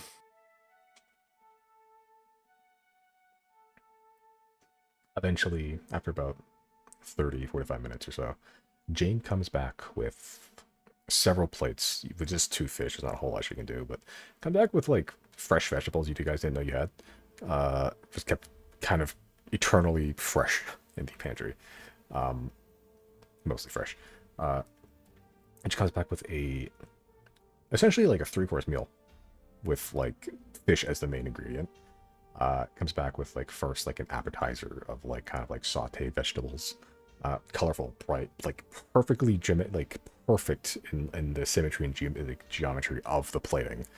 Followed by like a main course of like not quite a stew. It's more like a fish with a lot of like thick sauce around it. Flavorful, incredibly flavorful.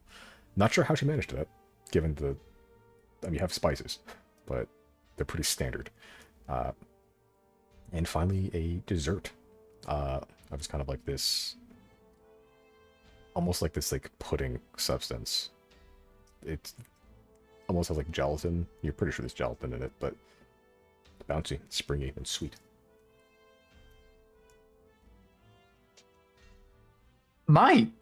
I'm impressed. It's just something I picked up here and there in my head, thinking about this. Very good. It is pretty good. I hope it's all to your liking. Well, you can't please everyone, but this will certainly please most people. It's just something, you know, that I just had to make do with what we had. She constructed a megaphone from a piece of rope, a squirrel, and a megaphone. Is that a joke from somewhere? Yes. It's a good one.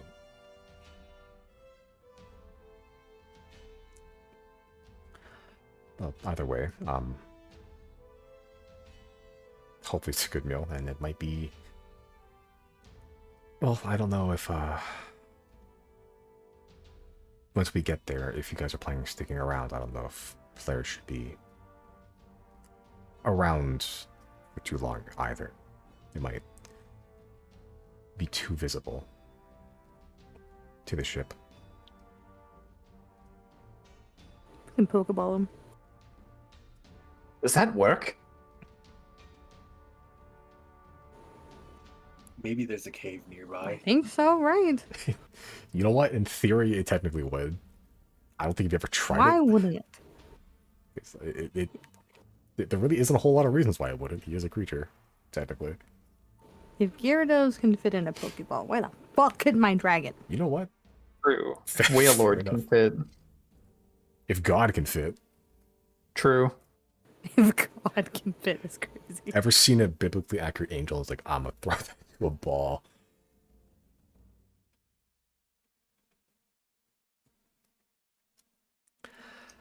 Oh, and Polaris can eat some little pellets. Polaris does not have a sense of taste. He has no hunger. No. He can't taste? He can barely feel his body, I think. It's all undead flesh. It's reanimated by magic. But yeah, and while having these conversations, having some meals, like you'll get there. Night does hit, so you'll get there by the time like midnight or so. But you could take probably the last bit of opportunity to rest in Polaris before reaching there and waiting forever how long this ship might take to get here. Or you can just land and just get to it. Well, oh yeah, Pokeball. We need to test that.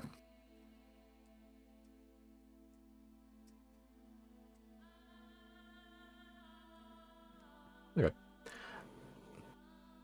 Yeah, but by the time dinner's ended and you guys are all kind of taking the time for the the night, the sun is set and it's dark as shit. Eventually, Operator does just spot with impeccable vision. Hark, my lord! And just kind of points with like the just kind of scratching at the window with the tip of his toes. Just kind of like, yeah, a crashed ship. You guys can barely see it outside, maybe Riley. There's no lights. There's nothing really indicating that it's any different from the rest of the broken mountain range that it's resting upon. There's just this flat plateau with some scraps of metal. Something barely peeking out like an inch or two, and Operator spotted it. The main thing is just like there is half of a ship, or you presume it's a ship. You've been told the ship. To you, it just looks like this kind of like semi-spherical hunk of metal that's been torn in twain, bent and bowed, and just covered with thick layers of with just ice and snow that have just been compacted, and is probably only maybe a couple years before being entirely entombed in the ice itself, never to be found again.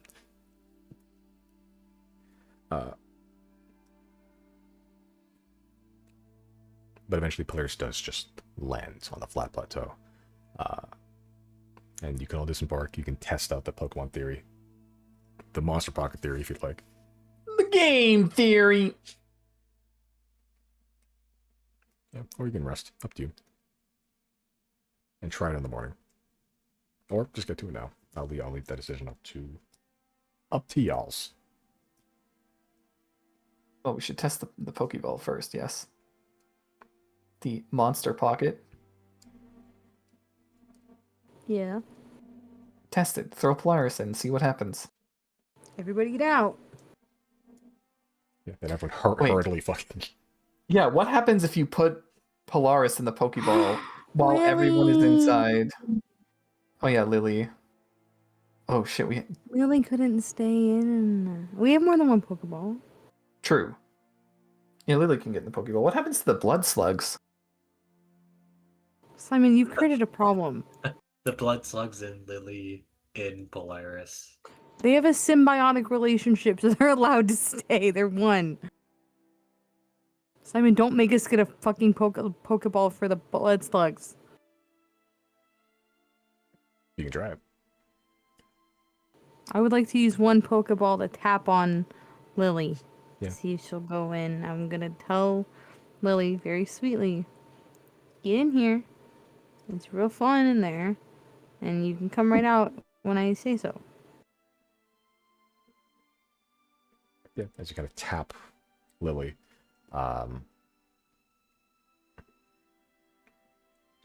Just kind of beholden to your words and having no other prospects in life. She gets into the ball. Why'd you say it like that? She was magically created for one purpose, and that is to be a two-way telephone. She has prospects. She can have hobbies and interests. She should go to college if she wants to. Yeah. What happens to the blood slugs? The blood slugs seem to go in with her. The same Yes! way that teleporting doesn't get rid of all your lice. You're stupid. Shut up, Dragon Boy. Keep talking.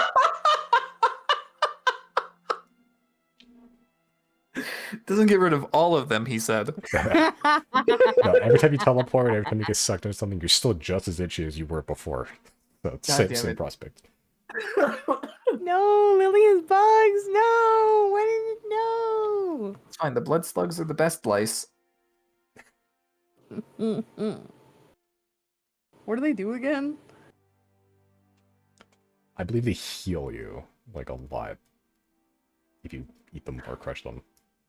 So why the fuck do they stay on the dragon? Because they die pretty Because rapidly if yeah, not. they die really quickly. Oh. They freeze. They also if you put them in the bag of holding, they die. How many are left, by the way? I don't know. I think like 4 or something like that. That 'Cause- seems correct to me. Because you killed like a couple experimenting and you ate one. You could always get more by exploding your body with blood again. But what? All I have to do is hit up the fucking cat of 9 trillion lives. Yeah, and just get oh god, get healed for 10,000 hit points again. Yeah, I'm gonna pass on that. Yeah, but you tap Lily and she enters no problem. Blood slugs and all.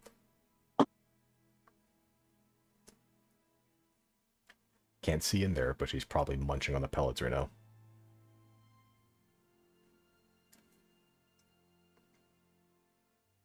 Okay, and then once everybody loads off of the damn dragon, I will then ask Polaris to get in this here ball. Yeah, you go Polaris return, and as like Polaris's body gets shifted into this red energy and just gets sucked into the ball, house and all. That'd be funny if the house didn't go in. If the house was like unequipped from Polaris, and we just like it removes the house, but we can't like put the house back on. It's Yeah. not like a backpack. like watching like your like $10 million mansion in Miami get like sucked out from like by like a hurricane into cliffs. Wait, this Yeah. is we put our house in a house. Our house. In the middle of our house. You're allowed to do that one time.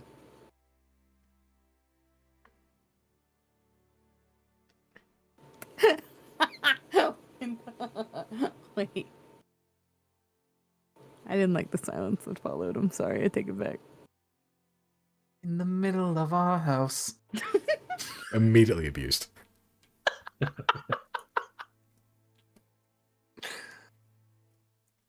but you find yourself on a flat plateau. The semi-spherical like tear in the ship is facing you, so you could go in for quote shelter, assuming it doesn't collapse in around you, which it hasn't after a couple centuries, so that's probably a good sign. But you know, things changed. Either way, you have to go in anyway because you have to set up a signal, or Jane has to set up a signal while you guys all watch or do tech wizard magic. Yep.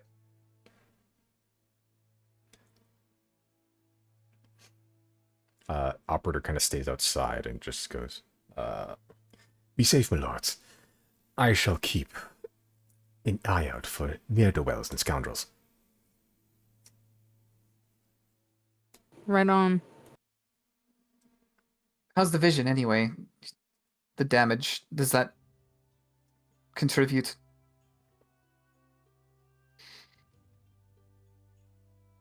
Admittest I must that mine vision has been hindered by such an injury. Alas, that is the tempestuous flow of life.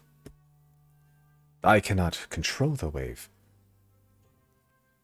only float. Fate calleth does that it- I take mine eye, and gladly mine eye I give. Does it look like it could be easily bended? It looks like it looks like, I don't know if you hear when I describe this because I forgot there's a head wound. Yeah, like one side of his head has been scalloped by acid, functionally. Oh, okay, that's not gonna. Never mind. Yeah, it is a rough wound. But honestly, mending is kind of, it might. I can give it a shot. Yeah. Make a Here, operator, stand still for a second. And I'll just cast Mending and see what happens. Yeah, he kind of kneels down and keeps an eye out, but just like, you know, just kind of goes, "If my lord giveth me a command I must obey." Make a spell casting check, whatever your spell, a charisma plus modifier check. Sure. Plus, what's your 5. modifier? It's 5. All right, your proficiency bonus. Sorry, Proficiency bonus is 6. 6. So that's 20 total. It does help, actually. He's still technically a construct. So yeah, it does like mend a little bit, though. He does have multiple eyes. It's just like one row has been completely like shorn off. The eyes that do come back, they do return, though they don't seem to be light. They seem to be like just vestigial in nature. So like while the head is reformed, like he only has what function of one side of his face anyway, and the rest is just kind of like reformed shell. So the damage is deeper yet. Perhaps. Yeah, Perhaps thou art not trained in the art of clockwork.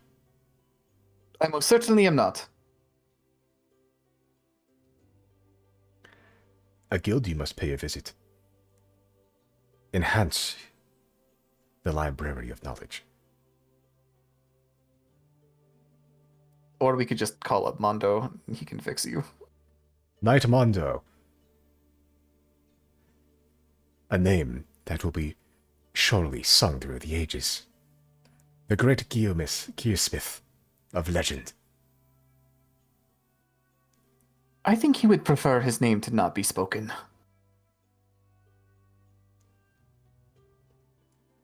A mysterious knight of no name. Except the one I just gave you, but he need not be sensationalized. A skald of few words. Thy name That's shall more be accurate. sung on silent tongues, liquored by honey and mead. I think he would be fine with that. Maybe not pleased, but wouldn't hate it.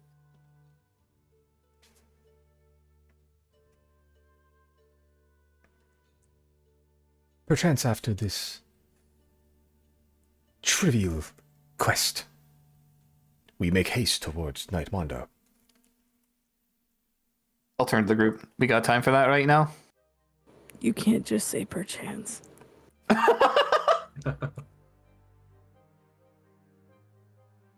Stomping turdies.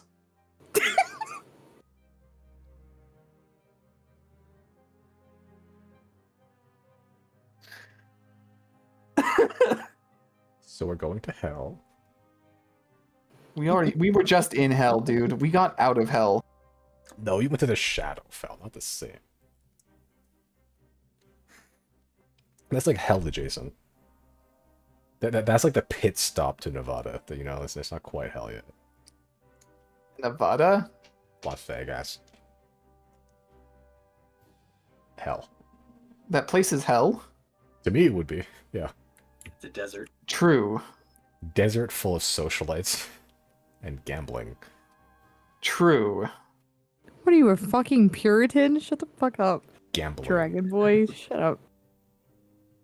I really don't like this thing.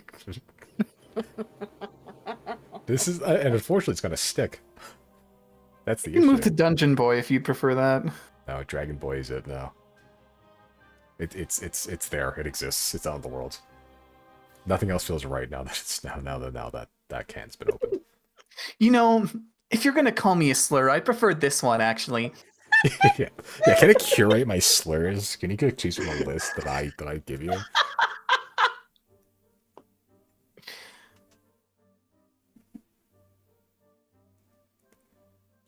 Except Dragon Boy, or except Dungeon Dude.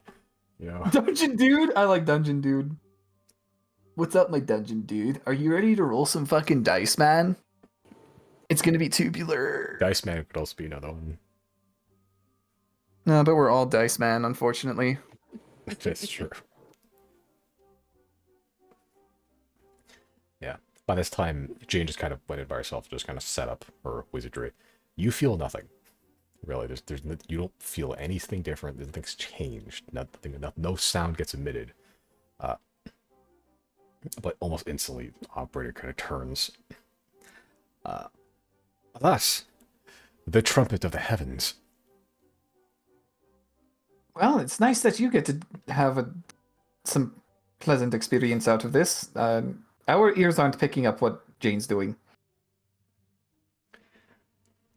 I pity thy lack of sense. Truly, thy miss out on the sweetest of wines. Could you vocalize with your vocal box what the sound would sound like if we could hear it?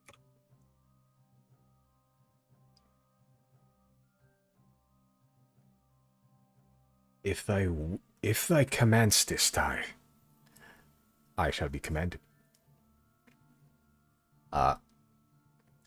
He makes the sound of functionally what is like a 1999 dial-up modem, like this kind of like, or like a printer made out like that's run out of ink. It's kind of this like guttural mechanical like whirring that kind of just like repeats itself over and over. It's honestly not a great sound. Yeah, so not pleasant. The trumpets of the heavens. Yeah, gonna be honest. Not to our sensibilities. Jane just kind of pipes in. It's not really. It's just sound, functionally. It's not. I mean, it's not really what it sounds like. It does not really sound. That's the thing. It's just signal. It's like, I thought how to explain this. I don't know if you've ever had this sensation of just kind of. It's like a thought being directly implanted into your brain. Oh yeah, that happens to us all the time. Oh, they know precisely what it's like. It's like that, except it's just widespread, and anyone like us would hear it. It as convincing a message I can make. It all it says is just return here. Unfortunately, because we don't really know the makeup of this poor pitiful creature flying around, so it just kind of has to be a blanket response. So this side of the continent, from what I could tell, was kind of host to a lot of invader activity. So there may be a chance that things that aren't it may come and return here as well. We were warned as such. We'll simply incapacitate them and drag them back to the Nexus. And that would be ideal, yes. Do you think Killbite and Doc would hear it? Probably, honestly. Should we maybe tell them to not move from their spot then? Tell them to stay there. Let's get out. The relaying rock, yoink. The group chat. I don't remember if it's Celazazo or Raxneo has it. Whichever one of them does, I'll send. Hey, if Doc and Killbite are on the move, tell them to stop. The message is not for them. Okay, I think Salazar has one, right? I think it's Celazazo. Or maybe he just used zeros. Worst case scenario, I'll just send. I don't believe Salazar has one. And Raxney doesn't either. Nope. Okay, yeah, I'll just send then. Either of them work. Okay. Yeah, probably Raxley, because he's for sure there. Right, yeah, Celazazo might be in our set right now. Yeah. So he sent to Raxley as he sort of goes, oh, good, because yes, they just started walking outside the door. I relay the message, but I have no guarantees they'll listen. I'll send again, and I'll say,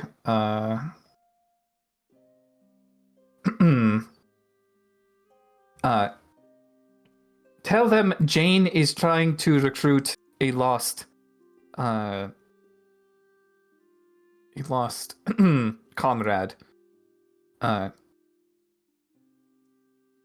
The message is for them only.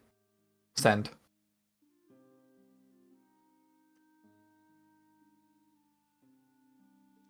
About a couple seconds, 30 seconds pass, 45, before you get a response. They seem to have gotten the message. Doc says that it will be annoying to hear this all the time. Killbite threatens to shoot it. I don't know what it means. Anything, I suppose.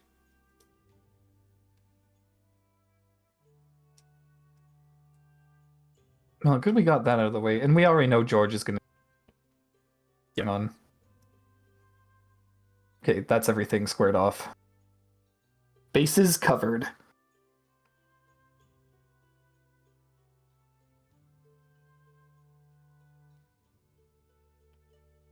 Okay. But it's nighttime. Polaris is in the ball, though you can pull him out if you want to sleep for the night, though you were told to maybe keep him away for now in case his presence scares anything that may be approaching off. Is there anywhere in the general vicinity we can tuck him? Is there a cave? Not really. You're up on the mountains, basically. Like a good up the mountain. There's just like a flat, mostly flat, like outcropping that you guys kind of walk on. That's kind of like this like almost like circular plateau that is just kind of over time weathered into this flat surface. Or maybe just got shorn off by the crashing of the ship.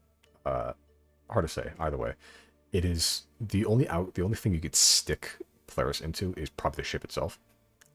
That's like the only I was gonna say, is opening. there? Yeah, is there any space within the ship that just has an open enough room that he can just lay down in? Not really. No, the ship itself is You pretty just big. said. Yeah, and it's not big enough for him. It's big enough for you guys, but like he can try, but it'll be a really tight squeeze, like incredibly tight, like jam himself into it permanently tight, and also might destroy the ship.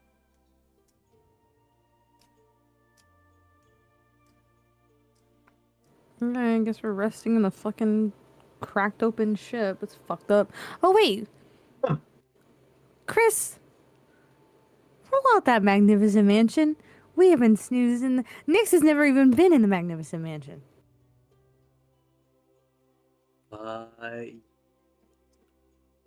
Have we had a rest before? We going did, in? yeah. Yep. Wait, what? Okay. Yeah, no, because we didn't time stop. We didn't level 9. I guess I could have that prepared. Sure, I'll retroactively allow it, especially knowing what you guys were probably getting into. Yeah.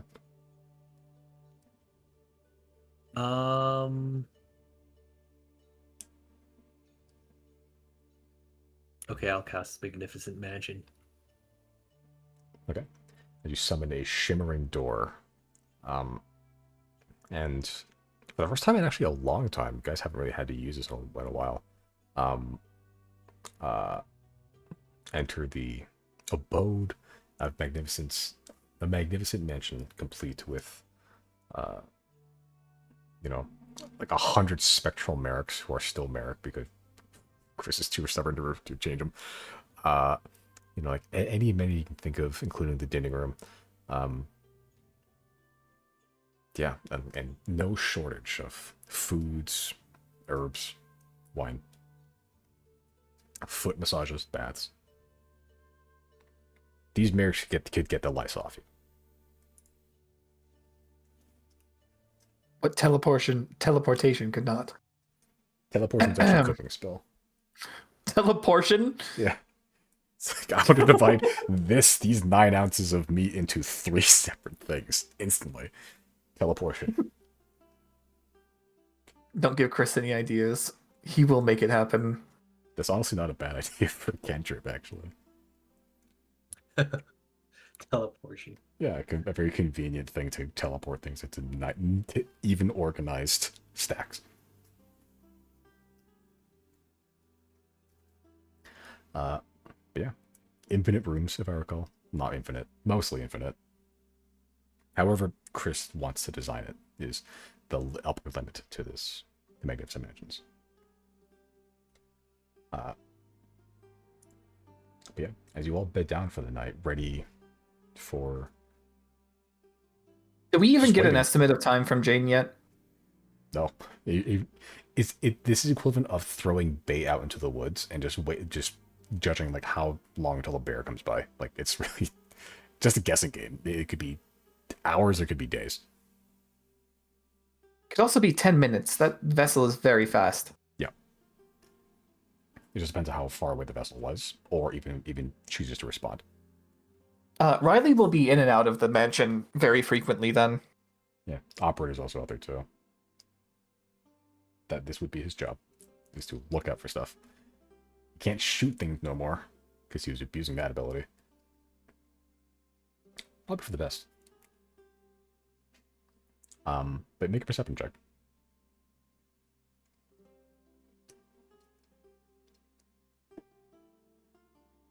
There you are. Okay.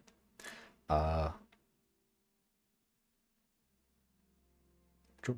We'll get to that perception check shortly. And so in the meantime, while Riley kind of goes in and out of being comforted and then being in the frigid fucking cold, just keeping an eye out. What are the rest of the two of you doing?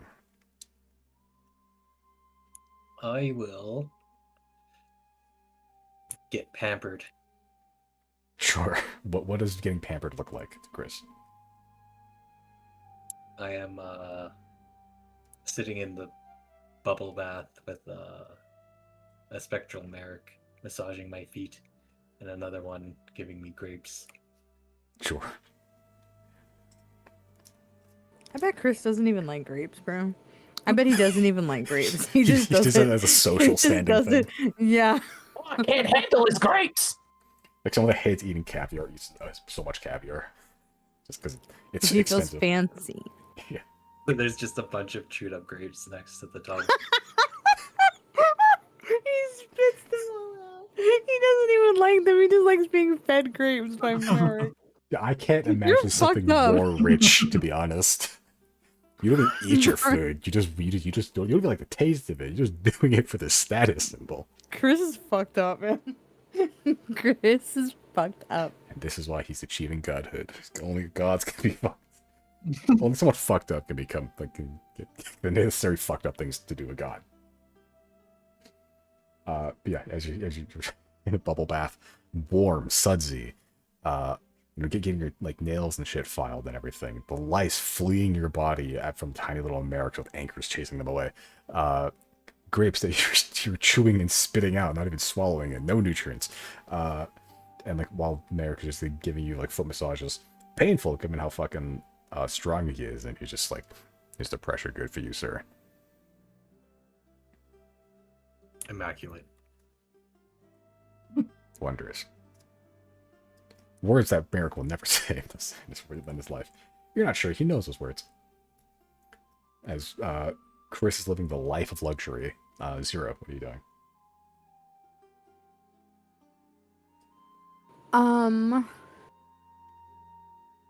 Sure, I would like to take this moment in time. What other amenities are here in this here magnificent mansion? Chris, what else did you put in this bitch? I have a little library area. It's not an amenity. I think I sent a sort of picture. I don't know if it was pinned or not. Let me look.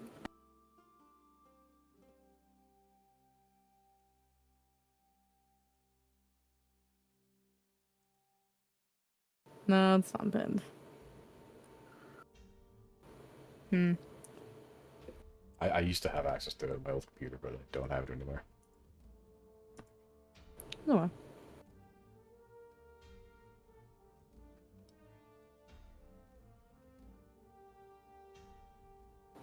I guess I will. Zero will choose to let their guard down for a little bit, and they will go to shower and do things that can only really be done in a building with plumbing. So like, yeah, I'm just cleaning themselves up, I guess, because I don't know. I guess we've been staying at hotels here and there recently, but I think it's very important to vocalize that Zero is hygienic. Yeah, because you have a warm shower. There's one on the Dragon as well, but you haven't really That's had the true. time to clean off after everything.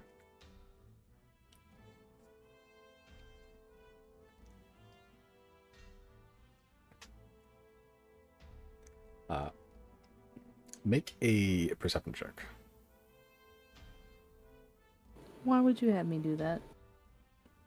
Cool. You get soap in your eye. Fucking just be fucking- shampoo in my eye. Stupid. I hate D&D. You don't feel the, or even hear the second person entering the shower with you.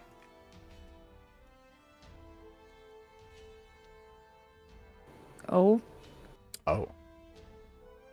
As Claudine has snuck her way in. Lockpicked and everything. would you say lockpick? Lockpicked and everything. That's crazy.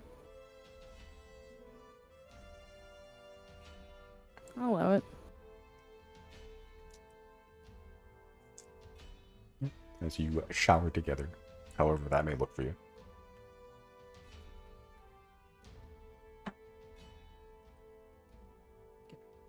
Anyone else want to do anything? I'm waiting to see what my perception roll is.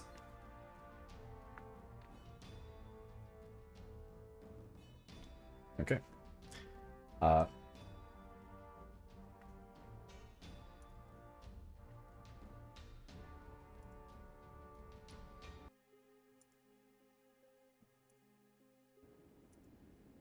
He changed the music and put the sound effects on.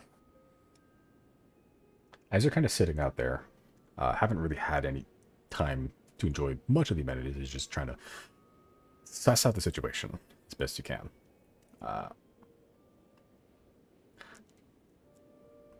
Your dark vision only goes so far, and the moon is out. It's a pretty cloudless sky here, which isn't super typical thing. Jenna, you remember doing something at some point to kind of help facilitate this. As you're kind of sitting out on this mountaintop, just kind of looking out over the, what would be the field of broken glass. There's some moonlight. That's about as much as you can make out at a distance. It's just whatever you can see. It's mostly just white. It helps that it's white, actually. It reflects stuff. Gives you a little bit more visibility of things that may be out in the distance. As you're kind of near operator, who's also just kind of stood there, rooted in place, looking for anything. Looking for the sky, looking at the sky. Every so often we'll see just like kind of like a bird of prey, and just again very quietly whisper, "Boom, headshot." Ways to keep busy mostly. He passively mentioned something under his breath about KDR. Not sure what that means. But like he just keeps an eye out. As do you. You have been pretty well trained. Unnaturally trained, actually. Your eyes are just good. Maybe you're born with it. Maybe it's Maybelline. Who knows? Either way, at the bottom of the mountain range, it is just flat expanse of white snow ice. You swear you see shifting. Nothing breaches the surface, but it's like this. Because the snow is super, super white, because there is sunlight from the moon, the shadows themselves bounce in different ways. They throw themselves in different ways, that if they move, you can look at the shadows and see that is a different shape than it was a couple seconds ago. And every couple seconds, every minute, you see a couple more shapes move towards the mountain range. What concerns you is that you're at the top of a mountain and you're seeing these shapes. A humanoid shape that small, I doubt even your eyes could pick up with a zoom. Which means these shapes would have to be pretty huge to really be able to see these shapes. From where you are, they're small, but visible. Hey, Jane. Yes? How big, theoretically, can an apparatus become? The largest apparatus models we have would be the Earth Shredders. I believe one has awakened, actually, recently. Her name is Cart, and a very simple being, only saying Cart, and just seems to be content ferrying things back and forth. But if memory serves, I believe they served as sort of troop transport. I believe they would fall from orbit and then out from them, they would emit 8 to 12 apparatus from their bodies. Themselves were armed as well, with various amounts of weaponry and such. So we're talking House-sized, yes. Hmm. Hmm. There were a few sizes of earth traders as well. Some were smaller for easier access through gates. Some were, well, POW-sized, possibly bigger. So, how much trouble are we in if a bunch of them are on their way? Under most circumstances, a lot, especially if they were full. Um, if you're seeing something and you believe those are earth treaders, they may have spent a long time in the ice. Maybe they deteriorated. I'm seeing large things walking this way. Uh, Riley will attempt to point out where he sees them. Operator sort of pipes up. Hark, my lady. I spot such demons in the distance as well. Jane kind of stares through. I think I see what you're talking about. They're quite far off, though. So, depending on how long this takes, they might not even get here before everything is finished. But Is that not good? Well, it's good knowledge to have then. Can you either of you tell if they're carrying payload? I don't have such detecting, unless they signal themselves. They don't have windows. Windows are kind of structural weaknesses. Even if they weren't, they still are armed. Right. And they're huge. They're pretty large, yes. So, at the pace that they are going right now, what do you suspect their ETA is? If they continue like that, they would likely get to the bottom of the mountain by midday tomorrow. Even then, they'd have to climb it. And earth traders are good at walking, climbing not so much, but I suppose they might find a way. Hey, that instills a little bit more confidence. And we do have a Chris. Yes, so, worst case scenario, we can start raining stuff from above, though I can't say it fills me with joy to do such a thing. I understand, though. Well, we can attempt to non-lethally subdue them. Attempt. When a target is that large, it's a little bit difficult. Operator sort of pipes up. Might I shatter their knees at the joint? Are you capable of doing that without your armaments? With a swift kick from my cows, thy kneecap shall shatter into dust. Are you sure you want to dust their kneecaps? If we can bring them back to base, they might prove useful like cart. Kneecaps can be mended. Fair enough. All right, Riley will head back into the mansion and relay that we have big enemies incoming, but they'll take a while, so we're fine right now. Okay. As you all get that news in whatever state of relaxment you may be in.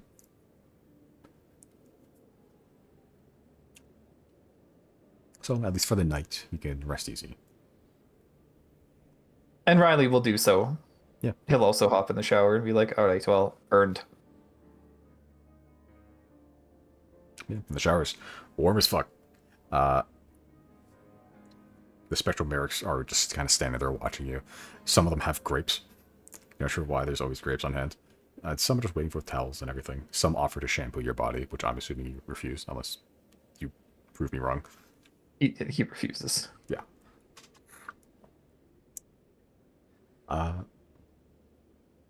Yeah.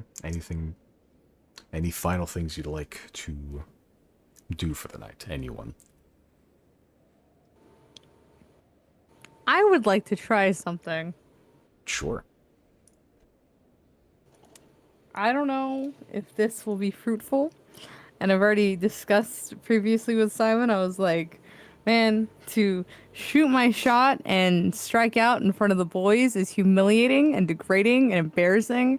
I hate D&D. I don't. But I hate... Simon was like, you're going to have to roll for something. And I'm like, bro, don't make me roll. Just let me riz. Anyway. I would like to cast message. Because this magnificent mansion isn't that big, right? Message is just... The target has to be within 100 feet of me. That's it. I don't have to That- see her or anything like that. Oh yeah, message, not sending. If I have to upgrade to sending, I'll use sending. I have one, I think, 3rd level left. Anyway,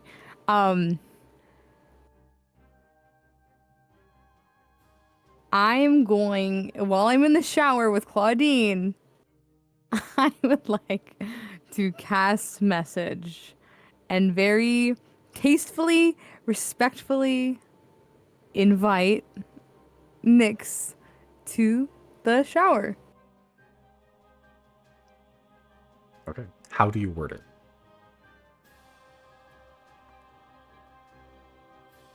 I'm going to say...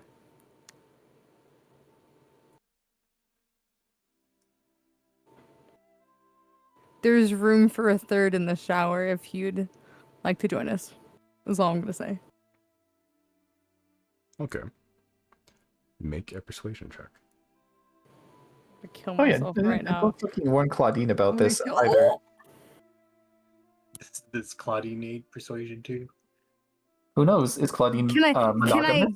Can I okay, if I rolled high on persuasion in the same breath as I am casting it, or I like asking forgiveness instead of permission. This is I will keep the door locked in the meantime, or I will make sure we cannot be barged in. But I would, yeah, it is important that I do check with Claudine first, I guess. I'm stupid for not doing that first. Okay. What do you say to Claudine?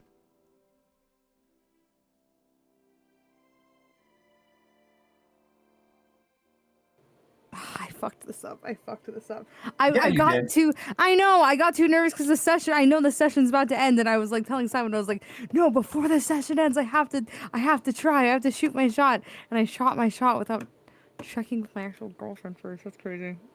Oh, this could go. Oh, I could die. I could die in the shower right now, guys. You could.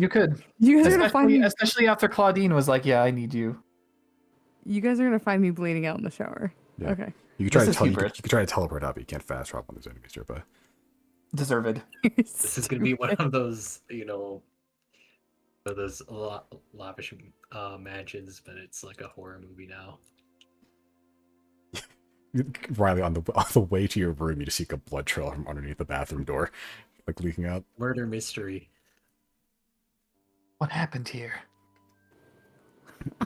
Going to say to Claudine and put my hands up very passively, like, don't be mad at me. I'm just going to ask her, how do you feel about Nyx joining in our shower?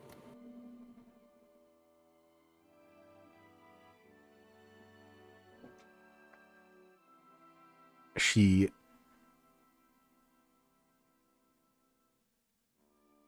kind of gives you a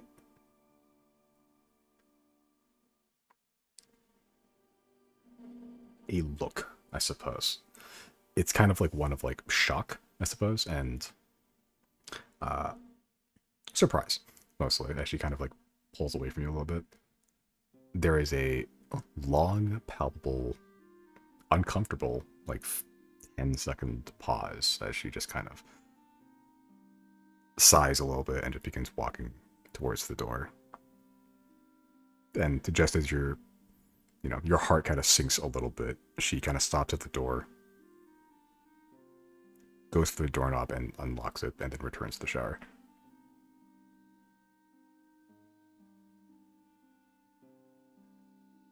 I would like to insight check that because I don't feel right about just her just I don't trust like that. Make an insight check. This is hubris.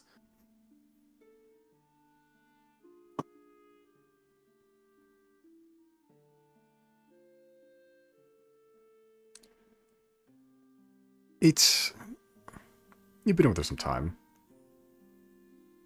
It's still hard to read. You get the sense that she's not against it. You're just not sure the reasoning why. Whether that's because it's something that she's now okay with, or because it's something that you want. And that makes me feel gross. Ew.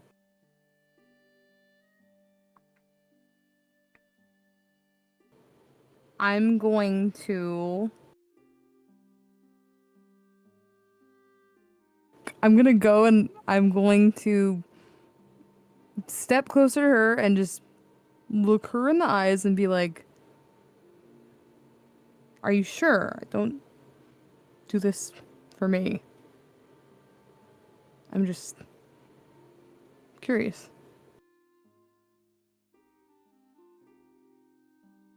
She kind of just playfully just shrugs, looks elsewhere. I'll admit, she's pretty hot.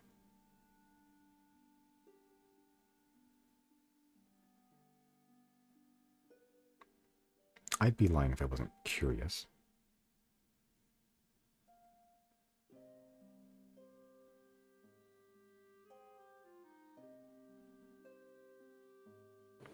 I will unlock the door again and see if this even worked because 20 really in the grand scheme of things is not that high. It's high for you. And the door was already unlocked. Hmm? The door was already unlocked. I thought I know I meant to like lock it before I didn't. Yeah. I was going to lock it and then ask her, "Are you sure?" But I didn't. Yeah, whatever.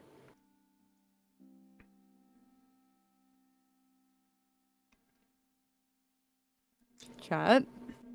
Yeah. As so do you lock the door? Like the tower lock the door? No. I was going to say previously I locked the door and then I was going to ask her, "Are you sure?" But I forgot to say I locked the door, so I said, "Oh, I unlocked the door." Yeah, the door was already unlocked. I don't touch the door. It's fine. Okay. Plus, I understand the implications of like, oh, 3 people in a shower together. However, I do feel like taking a step back from like I don't know, two bitches fantasy here. There's a lot of people that shower together and don't like actually show intimacy in the shower. There's people in communal showers that shower next to each other and it's like they're cool with like nudity and it's not a big deal. So I want to reiterate for this purpose here, this doesn't have to be like a fade to black type of thing. It can just be if she does decide to join us, we just shower and we're just naked in the same shower and it's not just normalizing being naked with my girlfriend and also my really good friend. Baby steps. We're placing the bricks. I'm placing the bricks. Spectral Yeah, Merrick, okay. please report to me if there's any drama happening in this house.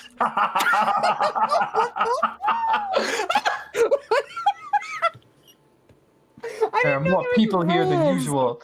I didn't know there was rules in the mansion. Are you saying that to the spectral barracks or just general? Yeah, everybody blanket statement.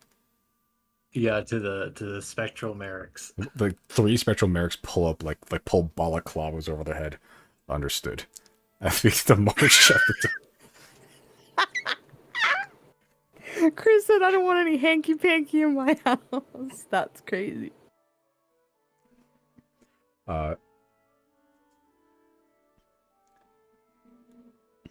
Yeah. As you're having, visible like hesitation,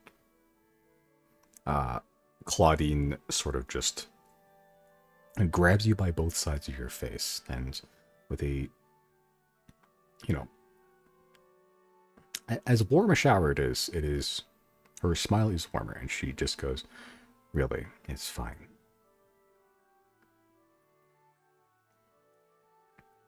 As long as I have some part of you to myself."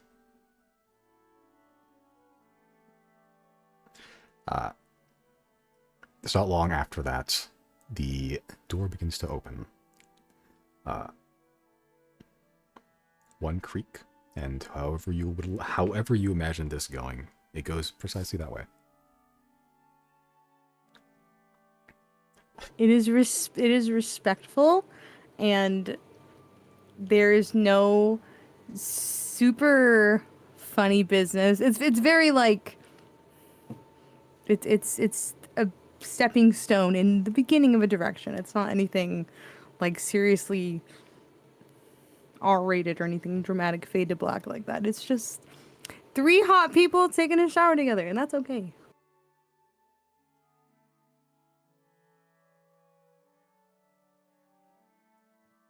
Three hot people take a shower.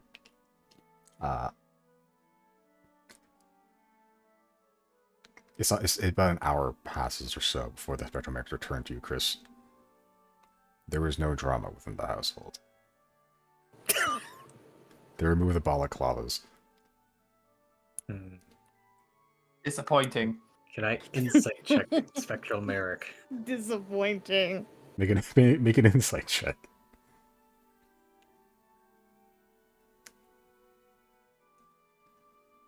Sure. The DC was 2. These spectral experiments are lawfully and legally unable to lie to you. They will, if you told them to stab themselves, they would do it. There was nothing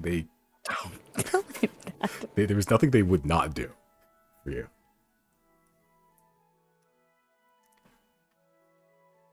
Like, yeah, that dude, yeah, like they did, like, let alone lie to you, you know. I believe you.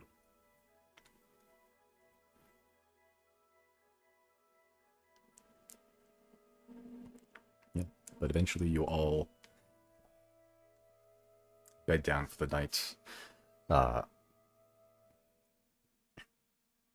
Yeah, as you all have your various states of sleep and dreams. What no one really sees, other than Jane, who doesn't really need to sleep, or Operator, who elects not to sleep. Keep an eye out. Everyone gets their rest. The fleshies get their sleep, their trances, anything they need to rest, as the two robots outside just watch the ever-present march of metal, just slowly, step by step, hurtling, as by this point the full-size Earth Treader constructs have risen from the snow. Dozens and dozens of them have heard the call and are marching to your location, as they just have to wait and see whether they can catch the quarry or not and convince it to take a new path. But that is a story for 2 weeks from now. True.